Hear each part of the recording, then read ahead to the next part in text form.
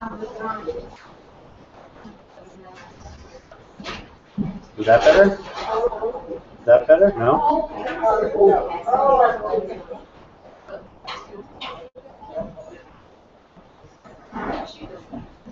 How about now? How about now? Better? Better? No, I have to pick my head up? Can I pick my head up? Okay. Okay. So the packet is continuing. So after the end of Judy's chart, which is Judy's page 6, you'll see the page number start over again. You'll see a picture of two sets of hands. So what we're going to get to eventually to talk about is the shofar as a type of wordless tefillah and how that works. And so I thought that we would practice some wordless tefillah before we dive into the Maharat. But I will start with the following disclaimer. My voice can't carry the room. So I'm going to ask some of my students to help to lead us, but also ask each of you, if you know the tune, to please join in together. Nai, nai, nai, nai, nai, nai, nai, nai, nai, nai,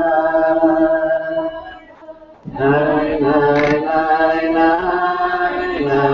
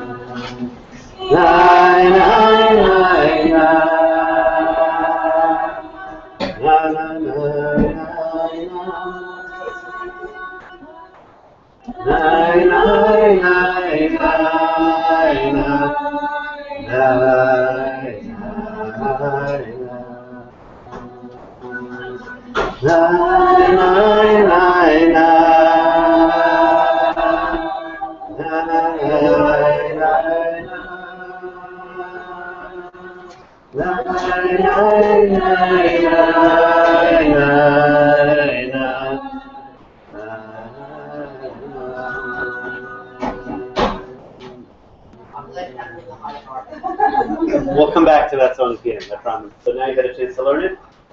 We practice it once, and Michelle will help us harmonize. You're in trouble, Michelle, because I know your name. So, if you were to try to model what Jewish prayer looks like, or if you say to somebody, show me that you're davening, physically, with your body, you might do this, right? What would you do with your hands? Just do it with your hands. You might go like this. That's one way of doing it. What else? What else might you do with your hands? That's Pentecostal, and that's Catholic. Okay, so you might do this, right? We'll talk about this in a second. But you might do that, or you might do this with your hands. Okay, that's an important one. So whenever my 4-year-old says that he's davening, so on Sunday morning, when my boys don't go to school, don't have to not be forced to daven, I tell them everybody has to daven before we go out, wherever we go. And sometimes my teenager gets up a little bit late, but whatever time he gets up, gotta put on his tefillin. And then my 4-year-old goes to daven, and he picks up whatever book he can find, Siddur, Chumash, whatever book is lying around, smaller the better, and goes like this. And then he usually says the Shema or Modeh or whatever he's learned. That's very beautiful, it's very sweet, but for him davening means going like this. Now that's what Jewish davening to him looks like. As Peter pointed out, if you switch your hands from open to closed, you switch religions. Yeah. But what just happened when you went like this? You closed the Siddur. You put the Siddur away. And this kind of prayer is very different than this kind of prayer. So my claim, which will take us a little while to develop, is that the shofar is this kind of prayer. It's a prayer where your hands are closed, where you're not reading out of a book, there's no script, there's no words, but it's something bigger than the words of the Silber or the words of the Machzor. One of the great challenges of Rosh Hashanah and Yom Kippur in particular, but of Jewish prayer in general, is that there are a lot of words. We walk into shul. I had this very vivid memory being a young boy in synagogue and very excited towards the end of Ne'ilah as you could count down the last couple of pages. And this notion that we would start on Yom Kippur at the Bir Mitzvah with page number 1 and work through every single page of the Machzor, this was like a big accomplishment. So I would sit in shul with my father in Ne'ilah. It was very beautiful. My parents used to make these lemons with cloves inside, and I have this very vivid memory of the smell. And I remember also sucking the lemon juice, maybe I wasn't supposed to, before my bar mitzvah.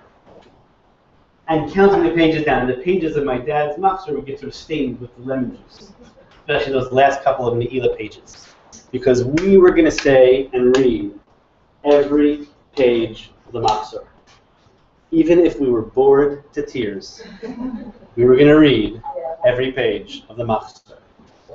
Now, fast forward a few years, I happen to really love the Machzor and really love the Siddur. I think it's great material. But if you walk into shul and you haven't looked at the Rosh Hashanah Machzor since last year, it's really difficult. And it's really complicated. The Hebrew is hard and sometimes even the English is hard. So it requires preparation. One of the things that's different in the Machzor, obviously, is the Shofar. The Shofar requires a different kind of preparation. And that's the kind of preparation that I want to try to work on for the next little bit. I might try to end a few minutes earlier so Rabbi Silber can start a few minutes earlier because he may need to sneak out closer to 5 than 5:15. So if you look on the packet on my page number 2, where it says the blessing of the broken shofar, and you have an A and a B, which outlines 2 different types of a brachot on the shofar. The first source is actually just an excerpt from the Machzor. In the Shofarot section of the Amidah, we recite this tefillah at the very end. Ki ata shomea kol shofar uma'azin truah. Where you hear the voice of the shofar and listen to the truah. Ve'in domeh lecha baruch ata Hashem shomea kol truat amo Yisrael barachamim. God who hears the voice of the truah of His people Israel in compassion. In this bracha, or in this tefillah, who's listening to the shofar? God. So we're blasting the shofar here, and God is listening wherever God is at that moment in time. That's the tefillah of the Amidah. And in fact, if you look at the Mishnah, if you look at the Gemara, if you look at the Midrash, there is no bracha, asher kitshanu b'mitzvotav v'tzivanu, for the shofar. The bracha of the shofar is Musaf. And this may be a specific bracha of the part of Musaf linked to the shofar. This is what the rabbis thought was Birkat HaShofar. But at some point, which we'll have to figure out when and why, we developed another bracha, which is, as you have on the page in front of you, Asher Kitshanu b'mitzvotav v'tzivanu, Lishmoa kol shofar. So who's hearing in this one? We're being commanded, so we are. Human beings are listening or hearing the sounds of the shofar. So already the tefillah of Musaf is very different from what we would call the Birkat HaMitzvah. The bracha at the moment when we blow the shofar in shul, after Shacharit, before Musaf begins, which is sort of the first moment in time, which is also when we recite the Shehachianu, that bracha is fundamentally different than the bracha of Musaf. Both in terms of direction, who's hearing, who's listening, and also we'll see this bracha is about hearing, but there's another version of this bracha that's maybe about blasting. Another version of this bracha was litkoa b'shofar, which will move us in another direction as we go forward. So what we're going to look at is sort of 2 or 3 different parts. First, we're going to look at how the specific sounds of Tkiyah, Shvarim, Truah, Tkiyah developed. Then we're going to look at this question of what's the actual bracha, lishmoa or litkoa, to blast or to hear. And then we're going to conclude with a little bit of a conversation about the nature of wordless tefillah. So the challenge is we stand in shul on Rosh Hashanah. We hear the shofar blasted a lot of times. How many times is the shofar sounded in shul? 100 times. To figure out where that comes from, it's very strange. The Mishnah says, if you go to page number 3, Seder Tkiyot, Shalosh Shel Shalosh Shalosh. So it's so obvious what the Mishnah wants from us, right? We need to blow the shofar, Shalosh Shel Shalosh Shalosh. Very even difficult to even try to translate that with specificity. 3 by 3 by 3, or 3 sets of 3 each. But we don't know exactly what that means. And what the Gemara is now going to undertake is to try to figure out what are these 3 sets of 3 each. According to the bottom line, according to the minimum, all one has to hear is 3 broken sounds surrounded by solid sounds on either side. The broken sound, we have 3 names for that broken sound that's in the middle. Sometimes we call it shvarim, which is 3 small sounds. Sometimes we call it a tkiya, which is 9 or more fast sounds. Or we call it a shvarim trua. Okay, so we have 3 different ways of referring to that middle voice, that middle kol. But that middle voice is actually just a trua. The problem is when the Torah says Yom Trua Yiyelachem, you should have a day of trua. We don't know what a trua sounds like or sounded like. It's very difficult to pinpoint what that sound is supposed to be. So the Gemara will later take for granted that you have a tkiya followed by a broken sound, shvarim or trua, or shvarim trua, followed by a tkiya. So what 3 sets of 3 each actually means is 3 sets of trua surrounded by tkiyot 3 times. So all you have to hear is 9 sounds. But those 9 sounds, if you don't know what the middle sound is supposed to be, is going to quickly morph into 30 or 27, depending how we do our counting. So let's see how that happens. It's a little bit of fancy rabbinic footwork.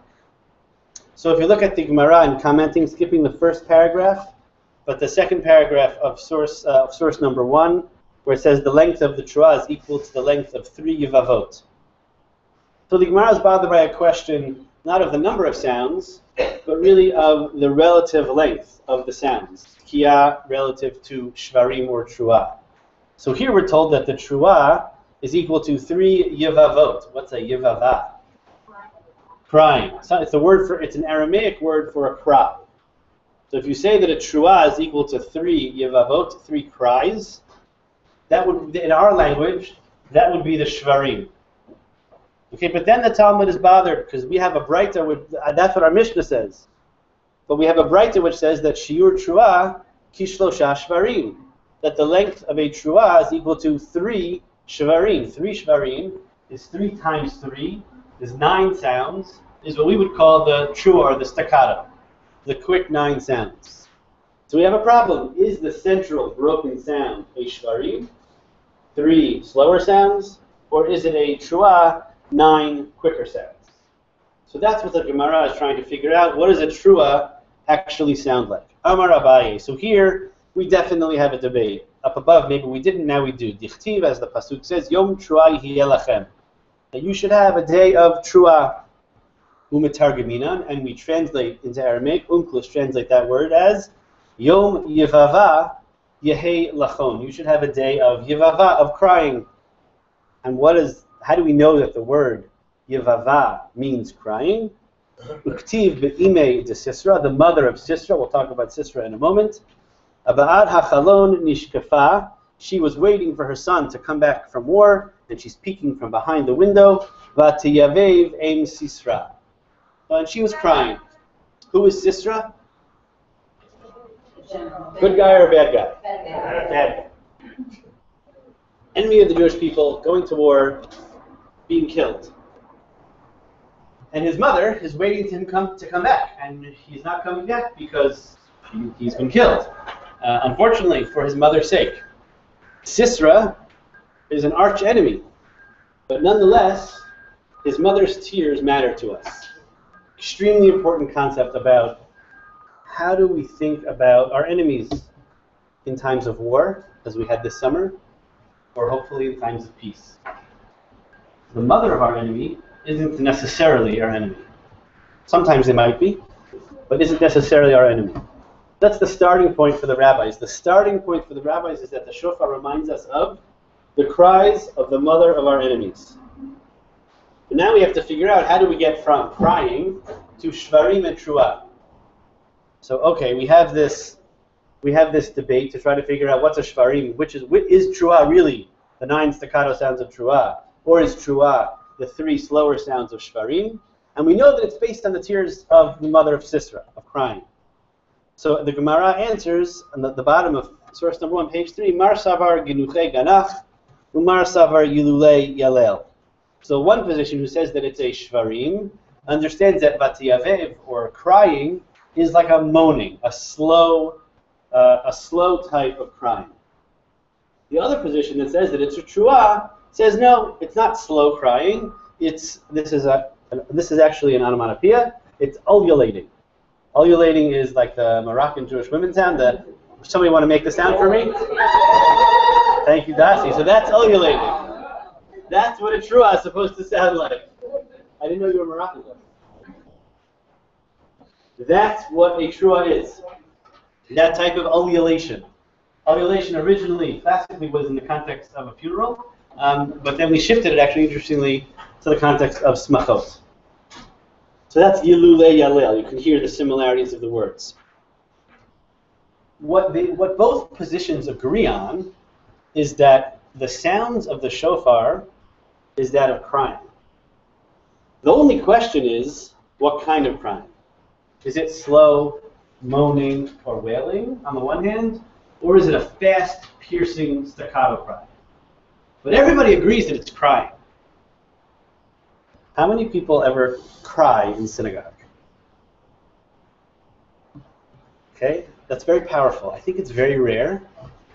But when you take the davening seriously, it can, and I think it's meant to move you to that point. And one of the goals of the shofar is to wake us up, uru yisheni mishenatchem, and to evoke tears. What do we cry about? What are the things, without not necessarily revealing about yourself, but what do people cry about in life?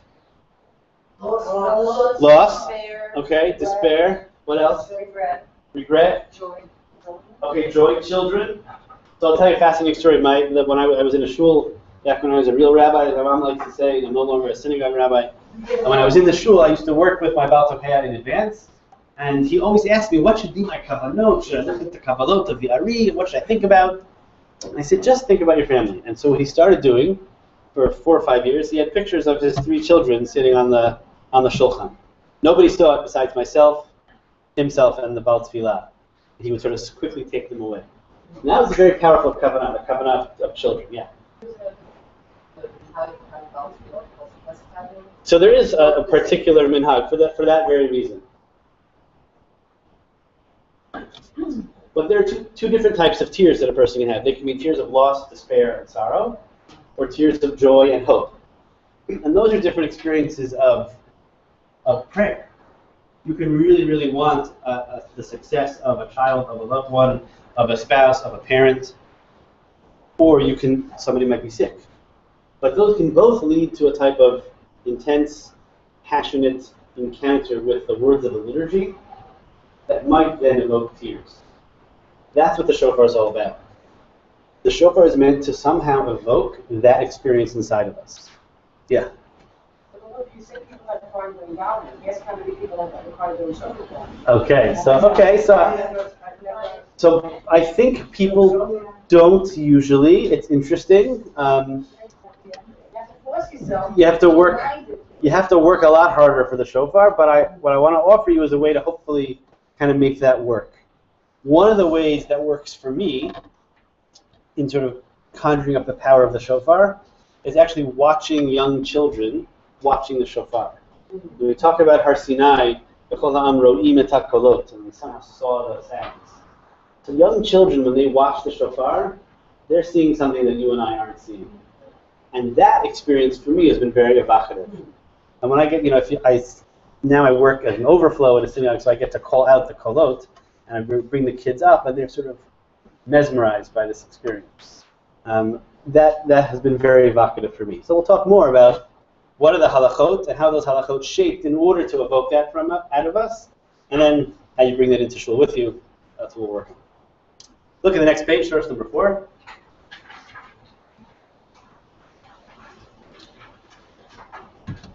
So let's imagine that you lived in the 1st, 2nd, 3rd century, someplace in Israel.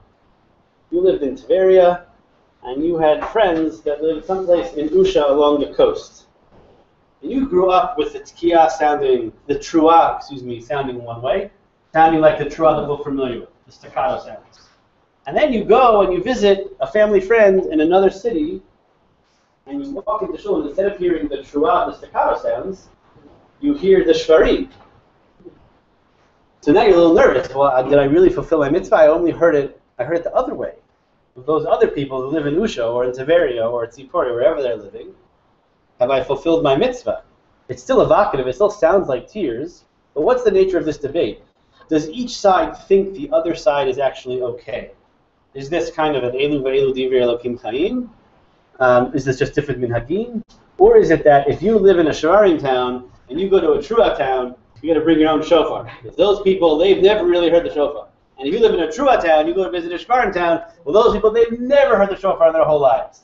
Well, how does this debate work? So, Itkin Rabbi Avahu B'Keisari. Rabbi Avahu made a rabbinic enactment in Caesarea, Tikiyah, Shlosha Shvarim, Trua, Tikiyah. So he established that at some point, at least, you have to do Tikiyah, Shvarim, Trua, the two together, Tikiyah. So that's a little bit strange because that doesn't help us. We still don't know which is which. So ma nafshecha, how does this help us? What's the purpose of this? If Trua means the ululation, the fast staccato sounds, le'aved Tikiyah, Trua, Tikiyah. Just do the normal Trua that we're familiar with. If it's the slow wailing sounds, le'aved Tikiyah, Shlosha Shvarim, Tikiyah. Just do the Shvarim. So says the Gemara, he's not sure. Misafgalei. So Rabbi Avahu had a suffix, which one it was. But there's something very strange. If you have a suffix, so what he should have done was do Tikiyah, Trua, Tikiyah, and then do Tikiyah, Shvarim, Tikiyah. Why is he mixing it all up? Why would you do Tikiyah, Shvarim, Trua, Tikiyah? Very strange. So the Gemara is now bothered by that and explains that what we do is first Tikiyah, Trua, Tikiyah, then we do Tikiyah, Shvarim, Tikiyah, then we do Tikiyah, Shvarim, Trua, Tikiyah, which is what you'll hear in shul in some combination of those sounds. Skipping to the last paragraph of these four, Ela Rebbe Avahu Mai Itkin, what was ultimately the purpose of this enactment? Because if it's a wailing or a moaning, ha'avde, it was done. If it's the ululations, the staccato of the Trua, ha'avde. So what's actually his doubt? Mesafkele dilma goneach v'yalel. Maybe it's both types of crying. If that's the case, if it's really potentially two types of crying, maybe we need to flip it. Ihachi, if that's the case, le'aved nami ibcha. You should switch the shvarim into trua and do a tikiyah, trua, then shvarim, then tikiyah. If you're really not sure, so you got to cover all your bases and add in a fourth line to be in shul even longer. So Dilma Yalel Vegoneach, so it says the Gemara, no, Stama de Milta, generally speaking, Ki Mitra Be'inash Milta, when something terrible happens to someone, which is often the way the Gemara's way of saying when somebody dies, Bereisha Goneach V'Hadar Yalel. First people wail, and then they cry. So there's something very fascinating about this, because they're taking the lived human experience, which this might be true for some group of people, but it may actually not be true for everybody. I mean, not everybody wails or moans before they have a piercing cry. Everyone has to first and then crying. Oh, let's quote the Sarah, but leave Kota. Interesting. I wonder if that's where they're getting it from. My guess is they're getting it from a lived experience. That's probably what they imagined most people did, and then they sort of codified it. But understand, what's the tool, what method are they using to make a decision for the purposes of halakha of shofar? How do they decide this? They didn't quote a pasuk. Okay, human behavior, but what kind of behavior about? Loss or crying or whatever. Meaning, if you had to describe the rabbinic toolbox of how rabbis make decisions in halakha, so one way is to look to narrative passages of the Torah. One way is to look to midrashei halakha, or midrashei agadah, or gemarot, or texts. Another way is to sort of look at what people do. And here Chazal are deciding the mitzvah deoraita, the Torah commandment of shofar, on the basis of their experience of tears, of how people cry. Their tool is life, and probably loss in this case. a certain kind of cry. Meaning it's not just that the shofar is modeled on tears, but the halachic intricacies of the shofar are based on the way they experienced human loss and human crime. Extraordinarily powerful to think about that as a sort of a tool of halachic exegesis. Exegesis saved, that was a good line. But here, their exegesis is human experience. And that's an important method for us in all of, when we're thinking about halakha, is that what the Jewish people are doing actually matters in the deciding of halakha. There's a deep debate about that throughout many Rishonim, throughout Achronim in the contemporary time period. How much does Minhag Yisrael actually count? This isn't just Minhag Yisrael, this is Minhag crying of human beings. And that's how we decide halakha. So, okay, turn over to page 5. Those two Gemarot I find to be extraordinary, and there are details that I'm skipping over for our purposes, but I translated everything so that if you want to go back to it, you can spend much more time with those two Gemarot. Those two Gemarot are what set up the contemporary practice of needing to blow so many Tekiyot in Shul. But we said that many of us are familiar with the practice of 100 in Shul, which is strange. Nowhere in the Gemara does it say anything about 100 blasts. So where do the 100 blasts come from? So there are two places that 100 tears are mentioned. So if you look on page number 5, source number 3, Rabbeinu Hananel makes this claim that Mea Pi'iyut Pa'ata Imei de Sisra, that Sisra's mother cried 100 times. How does he know? I wasn't there, so. So he's making an assertion. Likely he had some type of Misorah that said that's where it comes from. He knew that he made the Sisra, that Sistra's mother is part of it. But the number 100, this is the earliest mention of 100 kolot as part of the liturgy of Rosh Hashanah. It goes pretty far back. We're going to around the turn of the first millennium, around the year 1000. I guess the second millennium. And he says that that's where it comes from. And that's why he says, he describes needing to do 3 sets of 30, which I'm skipping as to why that happens. It's a whole separate shiur. 3 sets of 30 to cover all our bases, followed by an extra 10. And the extra 10 are what sort of get us up to the 100. My guess is that what happened is that we had 3 sets of 30 for all sorts of complicated reasons, and 90 is so close to 100. 100 is a nice round number. So how could you not do 100? If you're already doing 90, you may as well do 100. That's my guess is probably what actually happened in Shul at some point. And then Rabbi Yochanan says, oh, it's the mother of Sisra, which is an interesting process of the way halakha gets developed over centuries. There is another source for the concept of 100 that the Meshech Chochmah links directly to the shofar, which is this notion of Mea Pi'iyot Sha'isha Po'a B'Shah She'yoshevet Al HaMashber, that when a woman is sitting on the birthing stool, she cries 100 times, 99 L'mita Ve'achat L'chayim. That's the last push, as it were. That 100th cry is what brings life into the world. What do you make of that? 99 times she wants to die. Okay. She wants to die. That's part. I didn't focus on that part, but thank you. Yes, okay, so you have both kinds of tears here, right? The tears of both the pain and the suffering. That ultimately leads to birth, yeah? Again, in both explanations, you're only dealing with a woman's cry. Okay, for sure. In both, so in both instances, it's either loss or potential loss, and then birth. And so there are so many questions that come up because of that. Do men not cry? Is it easier for them to paradigmatically say it's a woman for whatever Misorah reasons? Is it that women cry more publicly, and so that's something people can relate to? Is it birth of children, death of children? So my question is focusing on why both explanations deal with women in particular. So I think there is truth. I see you just 1 sec to the note. It tends to be, even in our own world, that men tend to cry less in public than women. Maybe in private also. I don't know. I can't speak for all men. But my guess is that was probably true in the ancient world and in the medieval world, and maybe even more true. It's probably harder for a man to cry in public then than even it is now. And now it's really hard. When a male cries in public, it says something very different than when a female cries in public. Now, maybe it should be different in the world. The world is imperfect in that regard. But I think it's reflecting the reality of their presumptions that women like to cry more. I think it also probably reflects their fear of birth, that the assumption that birth was very close to death, which is why it's dangerous and why there are tears and why a person might die, and therefore mi yichyeh u'mi yamut, it's linked to this day.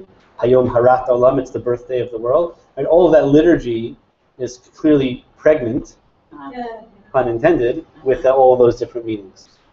Yeah, there was a question in the back. Sorry, yeah.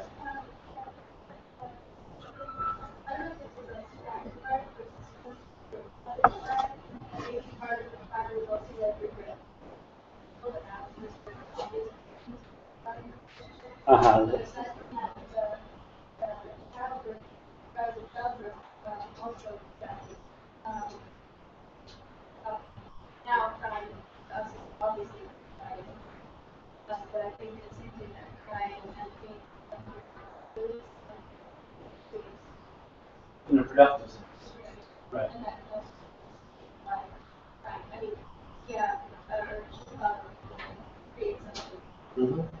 That's, I think, exactly the goal is for it not to just be a lonely cry, but a productive cry that is somehow emotionally cathartic, that leads us to a better place of birth at the other end of the tears.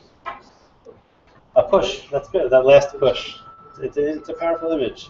Yeah? Isn't there also a midrash that says that God counts the tears of women? Right. So if that's so, and if the rabbis were thinking about it and then writing the halacha, if in fact this was the prevailing feeling that God actually counts the tears of women, giving God a very, very big heart Mm-hmm. for their purposes, then this is very significant.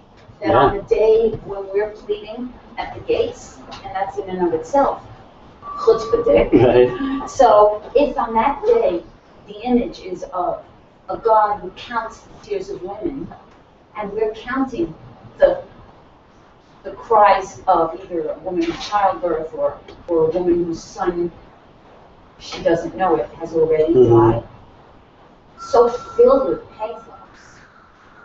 So then, this is a God that I can pray to. Yes, this is what I'm just saying. This is the God that I can pray to. I can pray to a God who counts the tears. So one of the challenges of the Rosh Hashanah liturgy is that there are parts of the liturgy where I think people don't really connect so much, where Malchiyot is tough, for example. Right, so I just read one of the Chabad Rebbeim from the early 20th century, after Tsar Nicholas II was assassinated in the 1918, started crying. Said, "I'm so upset because we've lost our metaphor." Because Malchiyot has lost its meaning in the 20th and 21st century. Now, maybe if you lived in North Korea, it would be different, but living in a democratic society, we've lost our metaphor. We don't. When we talk about a king, usually a king these days isn't necessarily a good guy. And it's not somebody who you want to bow to. But the God who counts women's tears in childbirth, that's a God I think all of us would like to be connected to in some capacity or another. Yeah. I'm wondering about whether the Kabbalists saw the Shofar as images and identified in the Shekhinah, the feminine aspect. In particular. And that was... In particular, so I don't know enough. I'm not old, I don't know. It could be.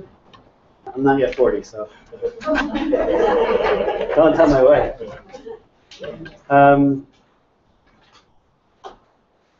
So the Meshech Chochmah is where I found this midrash from. So I put it there so you'll see he refers to this the tears of the woman on the birth stool. So let's shift gears for a moment and talk instead of about kind of the spiritual mechanics of the shofar, a technical question of bracha. What's the actual bracha to be recited? So you'll note that this is the text here, which is in the section number 2, source number 1 from the She'iltot, page number 6, is a post-Talmudic work. It's pretty soon after the Talmud. It's an early Gaonic piece of halachic literature. But as I noted, there's no bracha in the Gemara. So it takes until some later date, at which point the shofar was removed from Musaf. I shouldn't say it that way. The bracha of the shofar was removed from Musaf, and an additional set of 30 began to be blown before we actually started Musaf. At some point in time, it was likely the case that the shofar was part and part of Musaf. Anyone in a shul where the shofar is blown in the silent Musaf? Okay, so there's still a few shul. Your father's shul, that's what they do? You're good? Okay. So in the silent Musaf, which Amisha? Okay. So various minhagim around the country. Generally speaking, Nusach Sfaradi does in the silent Amidah. Hasidim also, and then Ashkenazim, generally speaking, don't do it in the silent Amidah. It's actually something very powerful about it, to sort of have the shofar really embedded in tefillah, but there's logistical problems, which is like everybody has to wait for the Baal Tokea, or maybe you didn't catch up to him. It's like a very strange thing in terms of the mechanics of it. So that's likely what it really was originally. It was part of the silent Amidah, then part of the repetition, and then after the repetition. At some point, it became before the Amidah for all sorts of complicated reasons, and this is now a description of the way it works post-Shacharit, pre-Musaf, the minhag that we're familiar with. So it says the She'iltos, the Mechayvin, the Beit Yisrael, the Mitka bechatzot sarta. Chatzot sarta is not a horn, but it's a shofar in the She'iltos Aramaic. Bechad b'Tishrei dichtiv b'chodesh hashvi. So you got to blow the shofar on the 1st of Tishrei. Hashta hechi ba'i le'avid. What do you have to do? So mikmei dematzle musaf, before we daven musaf, ba'i lemekam shlicha de tzibura akarei. The shlicha tzibura has to stand up, literally, stand on his legs. The kule alma yatev, and everybody else is sitting. So technically speaking, the tzibur is not required to stand. These come to be known as the tkiyot de miyushav, not because we sit, but because we could be sitting. B'kulei alma yatev v'nishkol chatzot zarta. He takes the shofar biyadei in his hand and says the bracha baruch atah Hashem Elokeinu melech haolam v'yishem tav tzivano litkoa b'shofar, which is not the bracha that we're used to. The earliest version of this bracha that appears in Jewish literature is litkoa, as opposed to lishmoa. Now, if you remember the bracha that we started with, the bracha of Musaf is about God hearing, not about us hearing. The bracha of Lishmoa Kol Shofar is all about us. It switches the whole direction of this mitzvah. Litkoa b'shofar is likely much more connected directly to the Musaf bracha that appears actually in the printed liturgy to this day. Everybody can go buy a Kored Machzor on the way out. A little plug for the Machzorim. So here we have a different bracha than we're used to. And this is the first point in history where we have any access to it. Because the Gemara didn't mention it because it was just part of Musaf. The She'iltot is describing basically the creation of a new bracha. Generally speaking, we don't like post-Talmudic brachot. Can anybody think of another post-Talmudic bracha? Any other? Yeah? Hadlakat Nerot Shabbat. Good. Anything else? Shastani Kirtzono. Hanoten Layayev Koach actually doesn't appear in the Talmud. There are a couple of these brachot that snuck into our liturgy. The Gra was furious about post-Talmudic brachot. The Vilna Gaon does not allow people to say Shastani Kirtzono. He was upset with Hanoten Layayev Koach. He never said anything about Hadlakat Nerot. I'm curious what his wife did. I never said anything about this either. But post-Talmudic brachot crop up over history. And now there's a whole new movement of writing new brachot and tefillot. But the She'iltot is creating a new bracha. It's a new practice, because until now, shofar was part and parcel of Yom Iyun Musaf. Now we have this new thing. We have shofar as a standalone mitzvah. Asher kiddeshanu b'mitzvotav v'tzivanu. Litkoa. It's a new moment in history, of Jewish history. So now, let's take a look at the next page. We're going to look at a bunch of sections. We're actually going to look at so much in detail, but the Rambam develops a whole approach to the shofar in a number of different places.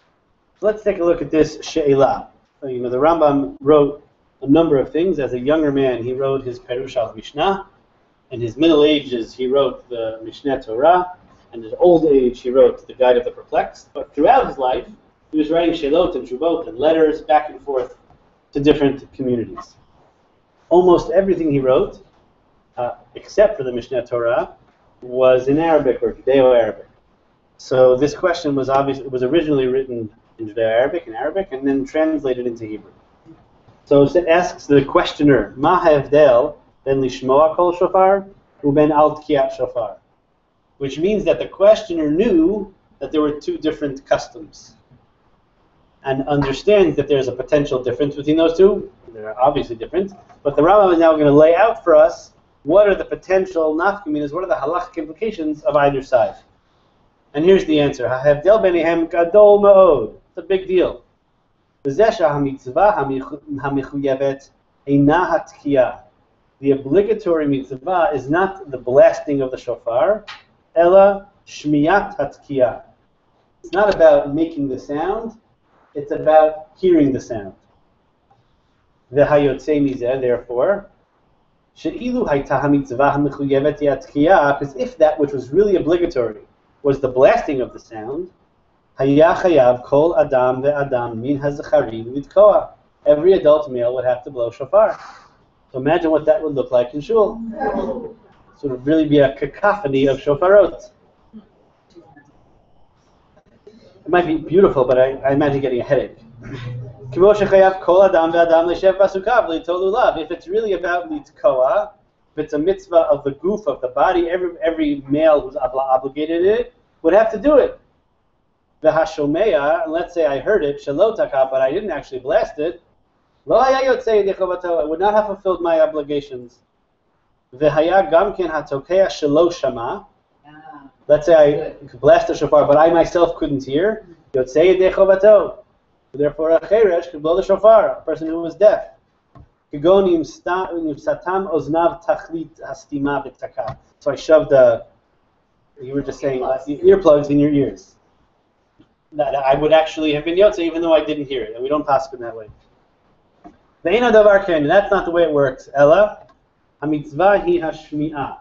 The mitzvah of the shofar is not in the blasting, but it's in the hearing. Ve'ein anu tokin, and we don't blow, ella, kedei lishmoa, for the sake of hearing. Kemosha ha-mitzvah hi yeshivat ha-sukkah, the mitzvah is to sit in the sukkah, v'lo asiyata, but not building a sukkah, there's no mitzvah to build one, only to sit in one. Ve'ein anu osin, ella kedei leishev, we only make the sukkah for the sake of sitting. V'lachen nevarech leishev v'lo nevarech la'asot. The bracha on the sukkah is leishev ba'asukkah, and not la'asot or livnot ha'sukkah. V'nevarech lishmoa kol shofar v'lo nevarech al tkiyat shofar. According to the Rambam, if I had an app on my phone, and let's assume I could do that on Yom Iyun, and the app was absolutely perfect, it was indistinguishable from an actual shofar. I could make the perfect shofar, tikiyah, shvarim, tikiyah. And you could not tell the difference from an actual human being. Would I be yotze? Yes. No, because you're not hearing the shofar. Unless you're allowed to hear, when it says lishmoa, it means the sound of any sound that sounds like a shofar. You have to hear. Okay, so do you have to hear? If it's really about the kol shofar, so the act is going to be much better than any of us.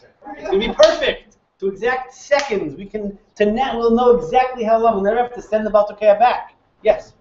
No, but it flies in the face of, like in here, you go to blow shofar for someone who can't get to shul to see if they can. It's clearly that important that they hear the actual blowing of the shofar. It seems to me that it's not allowed. Oh, it's for sure not allowed. I know, wow. It's not allowed because, what I'm trying to ask you, it's not allowed because of the app on the phone, because you could circumvent that. Right. In the sense you have some. It's not allowed because you haven't seen the real thing. Okay, so what about the following? It happens to be that my 9-year-old son is a great Baal Tokea. They take him all around the SAR every morning. He is the proudest kid in the world. He loves, and he blows it for the older grades, for his older brothers in school. It's the greatest thing ever. And we have this big long shofar, and he's a short little guy, and he blows this really strong tziyah. It's great. So let's say he blows shofar. He blows much better than I do. Right? He's a katan. So I used to, when I was in the shul, I would never blow shofar in shul because I had too much pressure. But I would occasionally blow shofar for shadins or in hospitals, those kind of situations. I could create 30 kolot, but he's much better than I am. He's only 10, so someday he'll be a Baal Tokea for sure. But he's clearly not chayav. So that's instead of an app, it's my son Yehuda, who's a very good Baal Tokea. So can you be? And he could blow it exactly correctly. Let's say. Would you be Yotzei? Why not, according to the Rambam? He's not. So why? Why does it matter if he's not obligated? The obligation is to hear the sounds of the shofar. If you push this Rambam all the way, it sounds like he would say, even from my 10-year-old son, you could be Yotzei. It sounds like that, right? If you, that's another shiur. This is a serious question. You can see Alyssa's article and Carmela's webinar. The answer to that question would be the same as it relates to my 10-year-old son. Yeah. So I have a question about the Hadlik Ner Shel Shabbat. Yeah. Well, usually the wife or the woman or the girls in the family do it.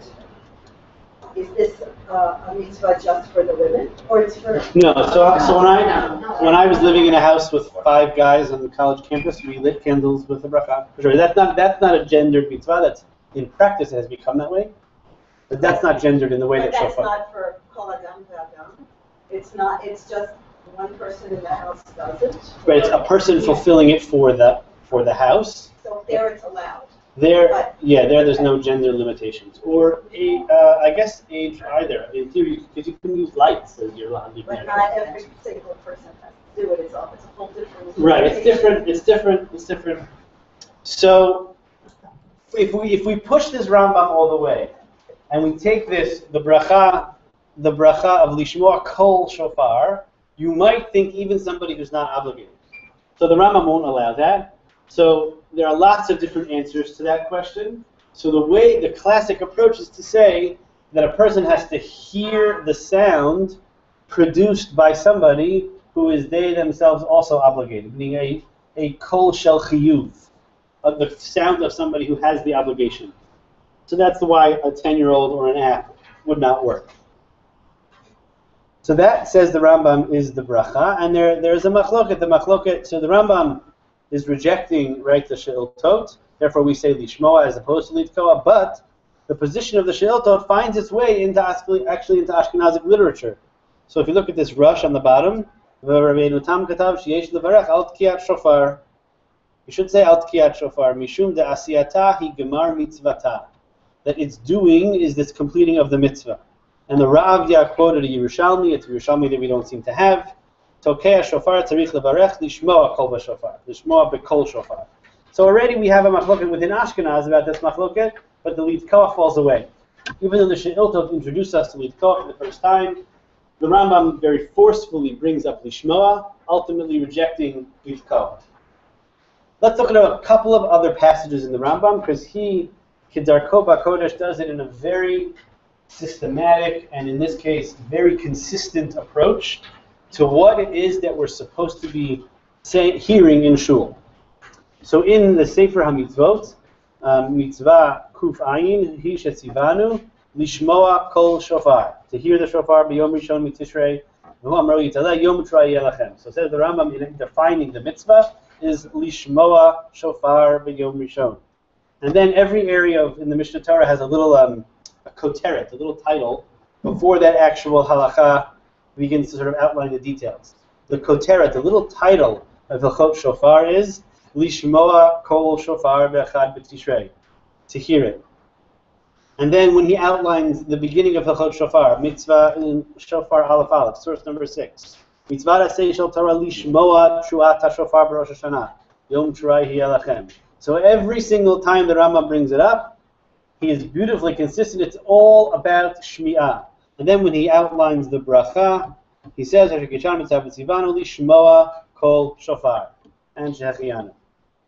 Okay, so the Rambam sort of, I think, perhaps as a result of the Rambam, nobody's ever heard the Bracha Litkoa. These days, no one paskins against this Rambam. It's basically accepted by every community in the contemporary Jewish world. And the Rambam sort of went through consistently getting rid of every possibility of Tkiyah, that it's all about Shmiyah. But again, if you push the Shmiyah all the way, you have to work hard to understand why it is that you need a bar chiyuva, a person who's obligated to produce the sound. Even, by the way, in his Guide of the Perplexed, source number 8, page number 9, New Year's lasts similarly for one day, right? In the Chumash. This year, even Israel gets stuck with a 3-day Yom Tov. For it is a day of repentance in which the attention of the people is called to their negligence. Therefore, the shofar is blown on it, as we explained in the Mishnah Torah. It is, as were, a preparation for an introduction to the day of the fast, meaning Yom Kippur. So here, the language is the shofar is blown on it. So he seems to shift a little bit, but throughout the Mishneh Torah, when he talks about shofar and Rosh Hashanah, he's always talking about Shmiyah. It is interesting to note that when he talks about the shofar of Yovel, that on the 50th year, right, this is a Shemitah year, we don't really know where we are in the Yovel cycle anymore, but Yom Kippur of Yovel, one blows the shofar, that shofar functions very differently for the Rambam. That shofar is Kiratan Dror L'chol Haaretz L'chol Yoshveha, right, proclaim liberty throughout the land.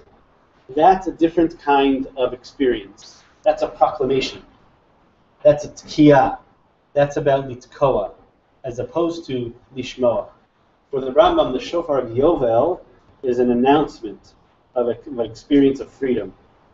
But the shofar of Rosh Hashanah is an internal hearing of the voice, and somehow bringing it inside of ourselves. It's about something going on internally. Yeah? When did it change from the sins number 7, what we saw earlier? The community sits and one person stands. Now we all stand. So I think what actually happened is that the original tikiyot were done as part of the Amidah, therefore everybody had to stand.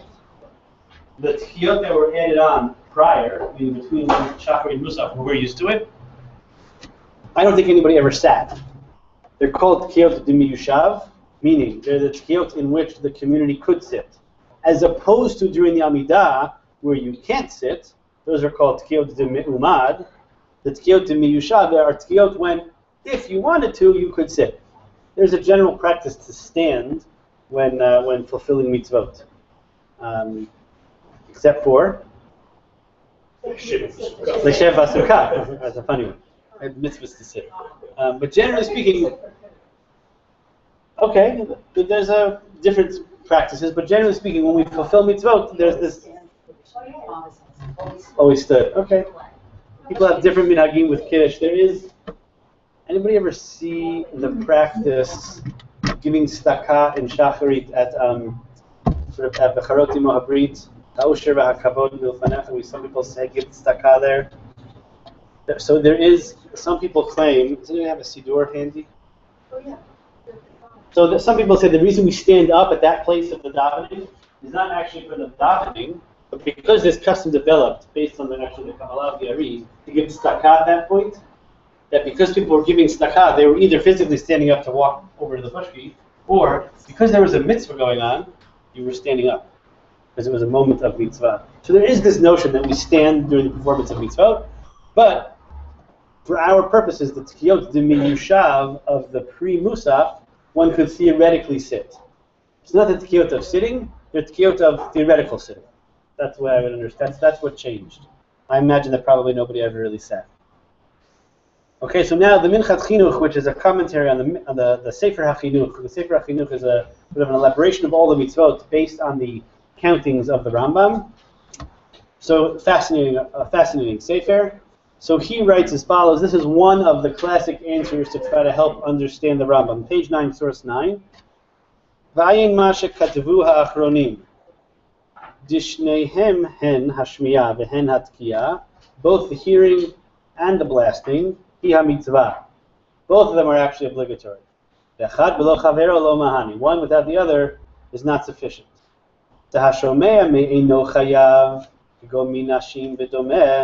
Okay, so here's our problem. And if a person hears from somebody who's not chayav, like a woman, they have not fulfilled their mitzvot. Alma daha mitzvah lav b'shomea l'chud. It's not just about hearing, like I was trying to push that Rambam to say. Rak tzarich liyot hatokea va'az hu yotzei dafka mechavero hamichuyav. You have to hear from somebody who is chayav.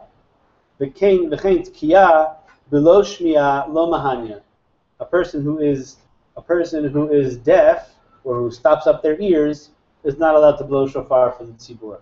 As the Mishnah talks about tkiya l'toch habur, which is where you're hearing an echo. Thank you. It does raise questions about microphones. This is 19th century. Yeah. Was this a kind of sudden awareness? Oh my heavens, we may be allowing them to blow. You know? There are many people before him, in the 15th, 16th century also. He just says it very clearly and succinctly. That's why I brought it. There is a whole literature trying to answer this Rambam.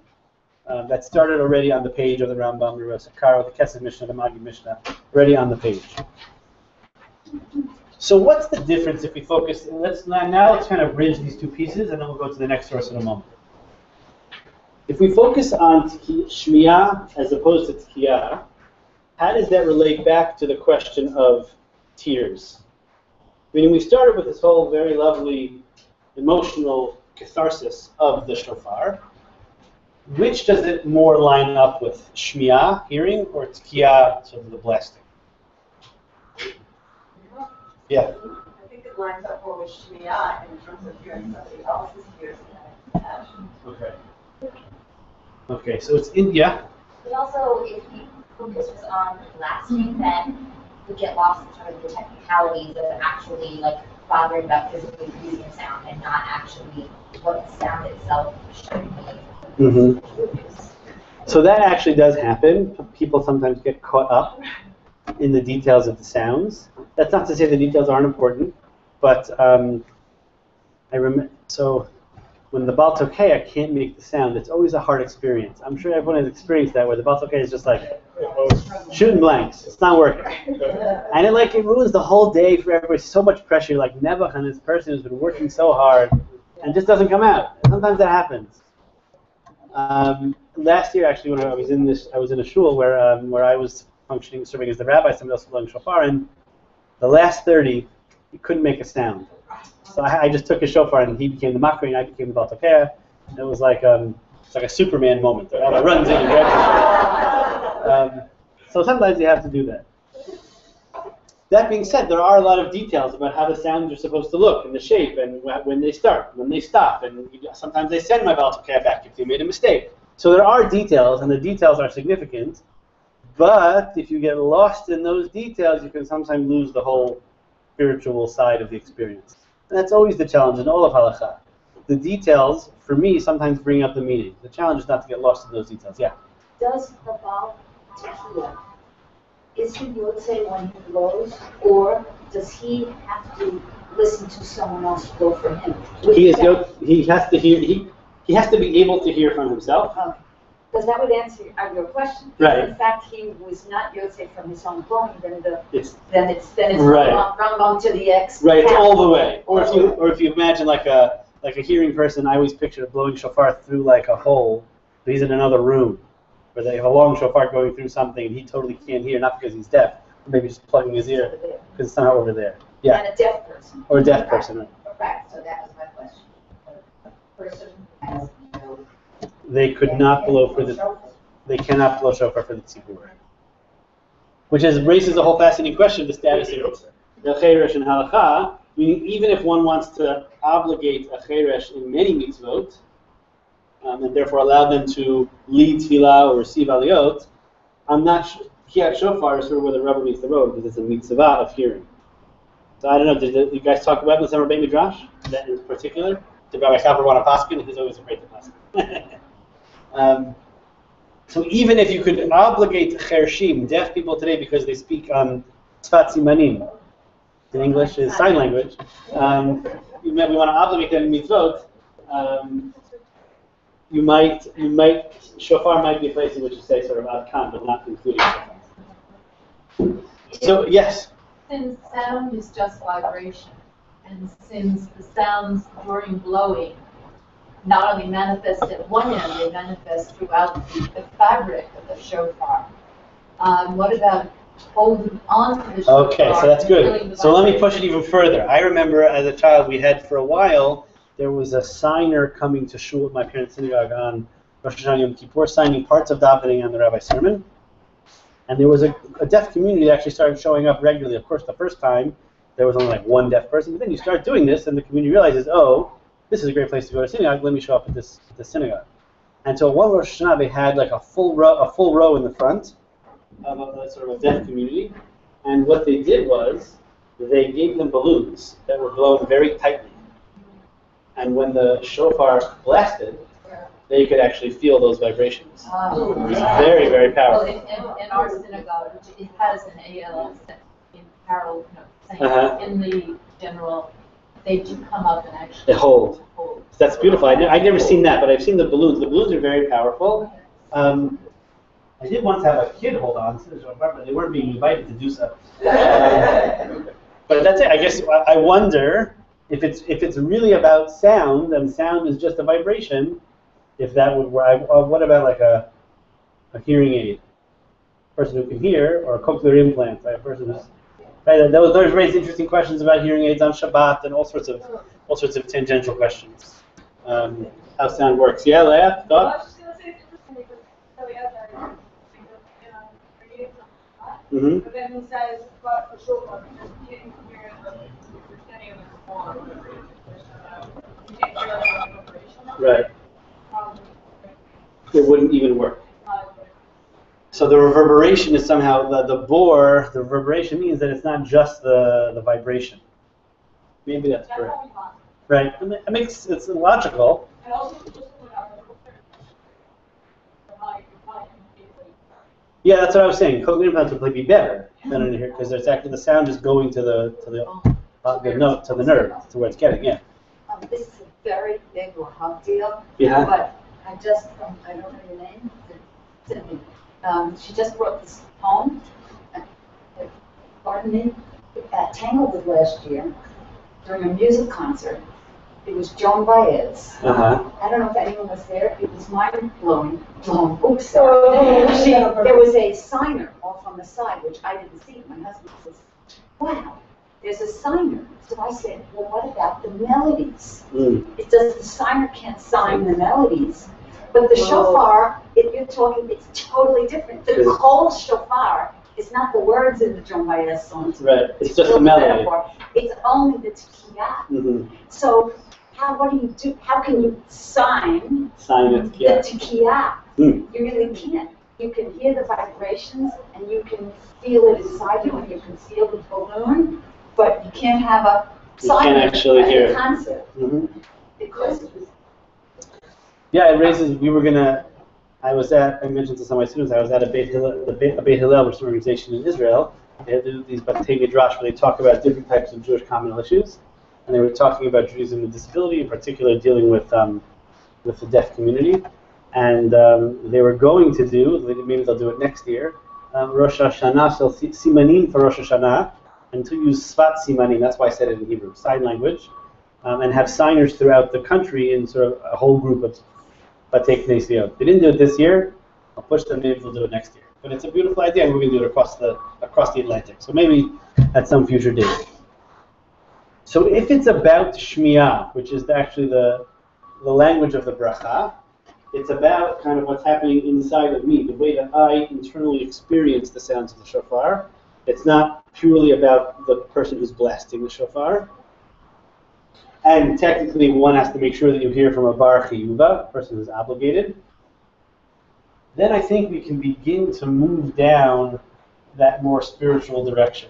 If it was really about litkoa b'shofar, it was just producing the correct sound, then I think it feels to me less spiritually alive, less about the emotional cathartic experience. But since it's about lishmo, about what's happening as I take the sound in, I think it allows us to move down that path of the shofar as a type of tefillah. And the shofar itself, the sounds of the shofar, as an actual experience of prayer. Okay, so that's all of this that I said until now is the way. That's real crying. Welcome here anytime, Adina. If that was. This is the way that when I heard this type of shiur, what's the baby's name? Welcome. That's a good New Year's gift. When I first heard this a version of this shiur in yeshiva in Israel, this is where the shiur stopped. So up until now, I haven't actually said anything of my own. Everything I said until now is from my teachers. I've heard versions of this type of shiur from Rabbi Linzer. You can actually hear a version of this from him online. I think at the Chovei website. I heard it when I was in yeshiva in Israel. This is this is the classic approach at which point this is where it typically stops. What I want to do is push us further to say that, okay, so the shofar is an instrument of wordless prayer. But what does that mean? How do I actually accomplish anything? Meaning, I don't have a liturgy, I don't have anything to do, I don't have words to stand and daven as the shofar is being blasted in shul. So what am I supposed to do? When I hear the sounds, tkiya, shvarim, what's supposed to be happening? Am I supposed to be thinking about specific things? And there are, by the way, there are books of kavanot, whether it's kavanot al-pi Kabbalah or kavanot of all sorts, to try to figure out how the shofar works. But now I want to push us beyond where it usually goes. So, page number 10, section 3, wordless ritual. So we don't have so many wordless rituals. Rabbis like to make up nusach in sense of having liturgy. Bachya wrote a very important work of Jewish philosophy called Chovot HaLevavot, in which he categorizes all of mitzvot into two different groups: Chovot HaLevavot, things that are heart-based, sort of emotional experiences, and things that are Chovot HaGuf, body, physical experiences. So he sets out a list of which is which. And then he says as follows: Ki kvar nitbarer lanu, ki ha'adam mechubar minefesh v'guf. A person is made up of a body and a soul. V'shneihem nitovot habarer aleinu. They're both good. Meaning he's not saying that the guf is bad, the body is bad, and the soul is good. Good. They're both gifts from Hashem. Achad nir'eh, hasheni eino nir'eh. What makes the soul different is that we can't see it. That language of eino nir'eh is actually the way the Talmud refers to God in some cases. God is eino nir'eh. V'anachnu chayavim la'avod oto. We have to worship God. V'avor zeh avodah geluya, something that is outward. V'avodah tzfuna, and something that is inward. V'hageluya, that which is visible to the outside. Chovot ha'evarim, those are the bodily obligations. And now he lists what are chovot haguf? Kemo hatfilah, prayer, v'hatzom, fasting, tzedakah, l'lmod Torah, ulamda, to teach it, v'asot sukkah, v'lulav, v'tzitzit, u'mezuzah, u'ma'akeh, the fence on your roof. V'hadomeh lehem imashi yigamer ma'aseh al yedei chush ha'adam ha'nirim. One of these things is not like the other. Which didn't belong on that list? Okay, tefillah. He calls tefillah Chovat Haguf. Now we're used to thinking about tefillah as Chovat Halev, Avodah Shebelev. But here says Bachya, no, the liturgy, this kind of davening, is Chovat Haguf. It's when you close the Siddur that it becomes Chovat Halev. That's something very different. Yeah. But you could say it outwardly. It seems to me everything he's saying here are things that other people can see you doing. Right. You know, as opposed to inward things.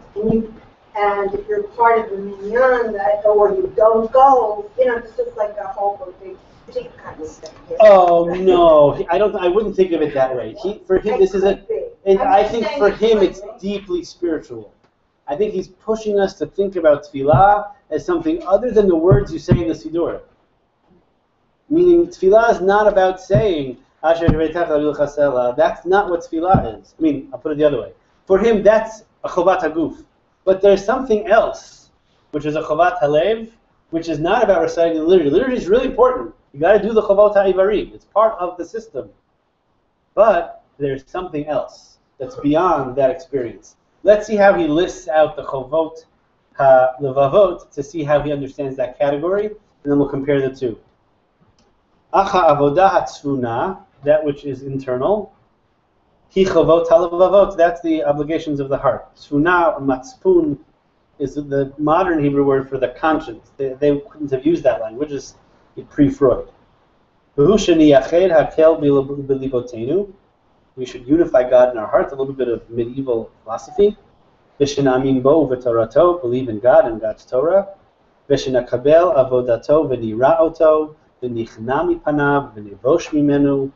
be humbled before God. We should be embarrassed before God. We should love God. And have faith in God. And give our souls over to God. And remove ourselves from that which God hates. We should do everything for God's name. We should, nitbonein is probably the word for meditate, on that which is good from God.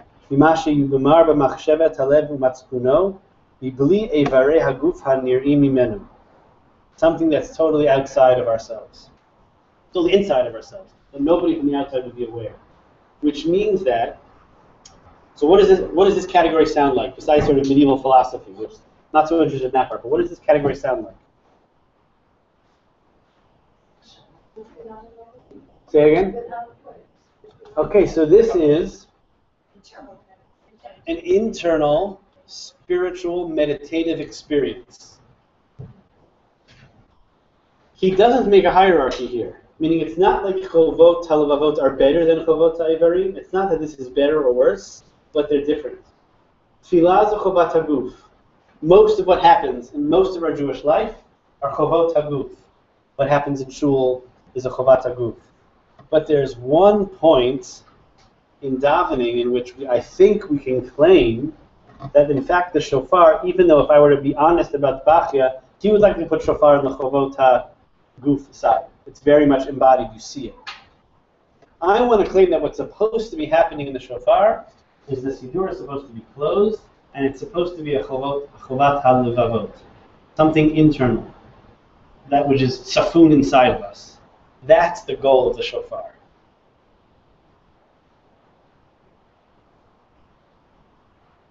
Once you start thinking of the shofar this way, it shifts the experience of shofar and shul. Instead of shofar being about hearing 100 sounds with very specific details, which the chovot ha'ivarim are important, the shofar becomes the most powerful experience of Rosh Hashanah Tefillah that actually allows you to bring yourself, your most real self, to shul. Because if all we do in shul is read somebody else's words, there's power to that, and you can even sometimes cry. But the shofar is actually meant to evoke your own emotional, spiritual, personal experience and allow it to bubble up and out. That's what the shofar is supposed to be about. And it's hard to do that, because the shofar is, has a whole pageantry to it, which is very beautiful. That's what you're supposed to be experiencing when you're in shul on Rosh Hashanah. And that's what we're practicing for in Elul, as we sort of build our way forward. How do you actually bring yourself to your own all your spiritual baggage and all your tears and all your fears and all of your hopes? That's what the shofar is for. The Amidah is good for that. But that's a chovat haguf. That's this kind of davening. Close the Siddur and we blast the tears of the shofar. That's a chovat halev. Then your heart is connecting directly to Hashem. Maybe the shofar is carrying it up there somewhere. That's where you're supposed to be at Rosh Hashanah. Yes?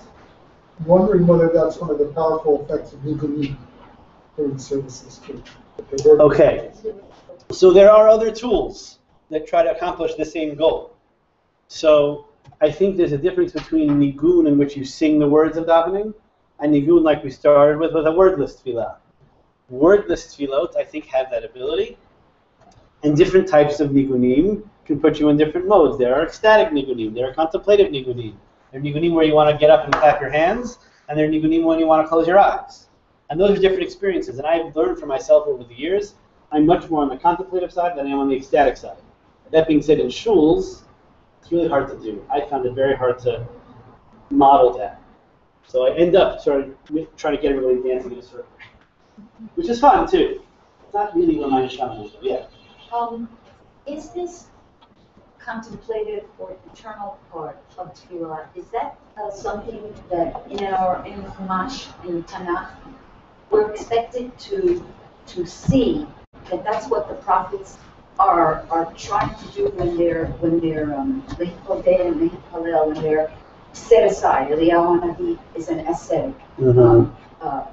Moshe goes the back of Midbar for how many number of years when he tends to Yitro's sheep. And before they get to the Gashmi, before they get to the physicality, okay, Moses, no more praying and contemplating, now you got to save Bnei Israel. Right. Before he gets to that place, he's got to serve his time of going internal.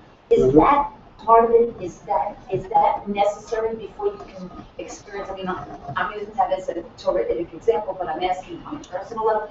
Before we can, are we supposed to, when we prepare an Elul and we hear this salt and we're getting to that place, we need Elul, because otherwise we can't get to Mitzrayim or wherever we need to be. We can't get there. Just, okay, transport us right to the place where we have to hear internally.